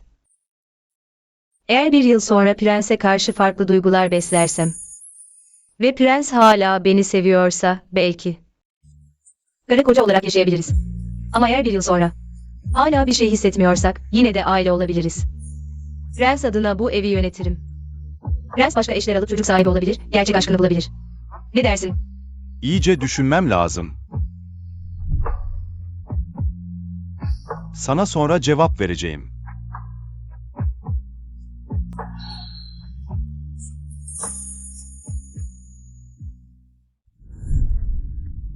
Yuaner, gerçekten kuzeninle birlikte. Dışarı çıkıp maceraya atılacak mısın? Hayatın boyunca. İlk kez evden bu kadar uzaklaşıyorsun.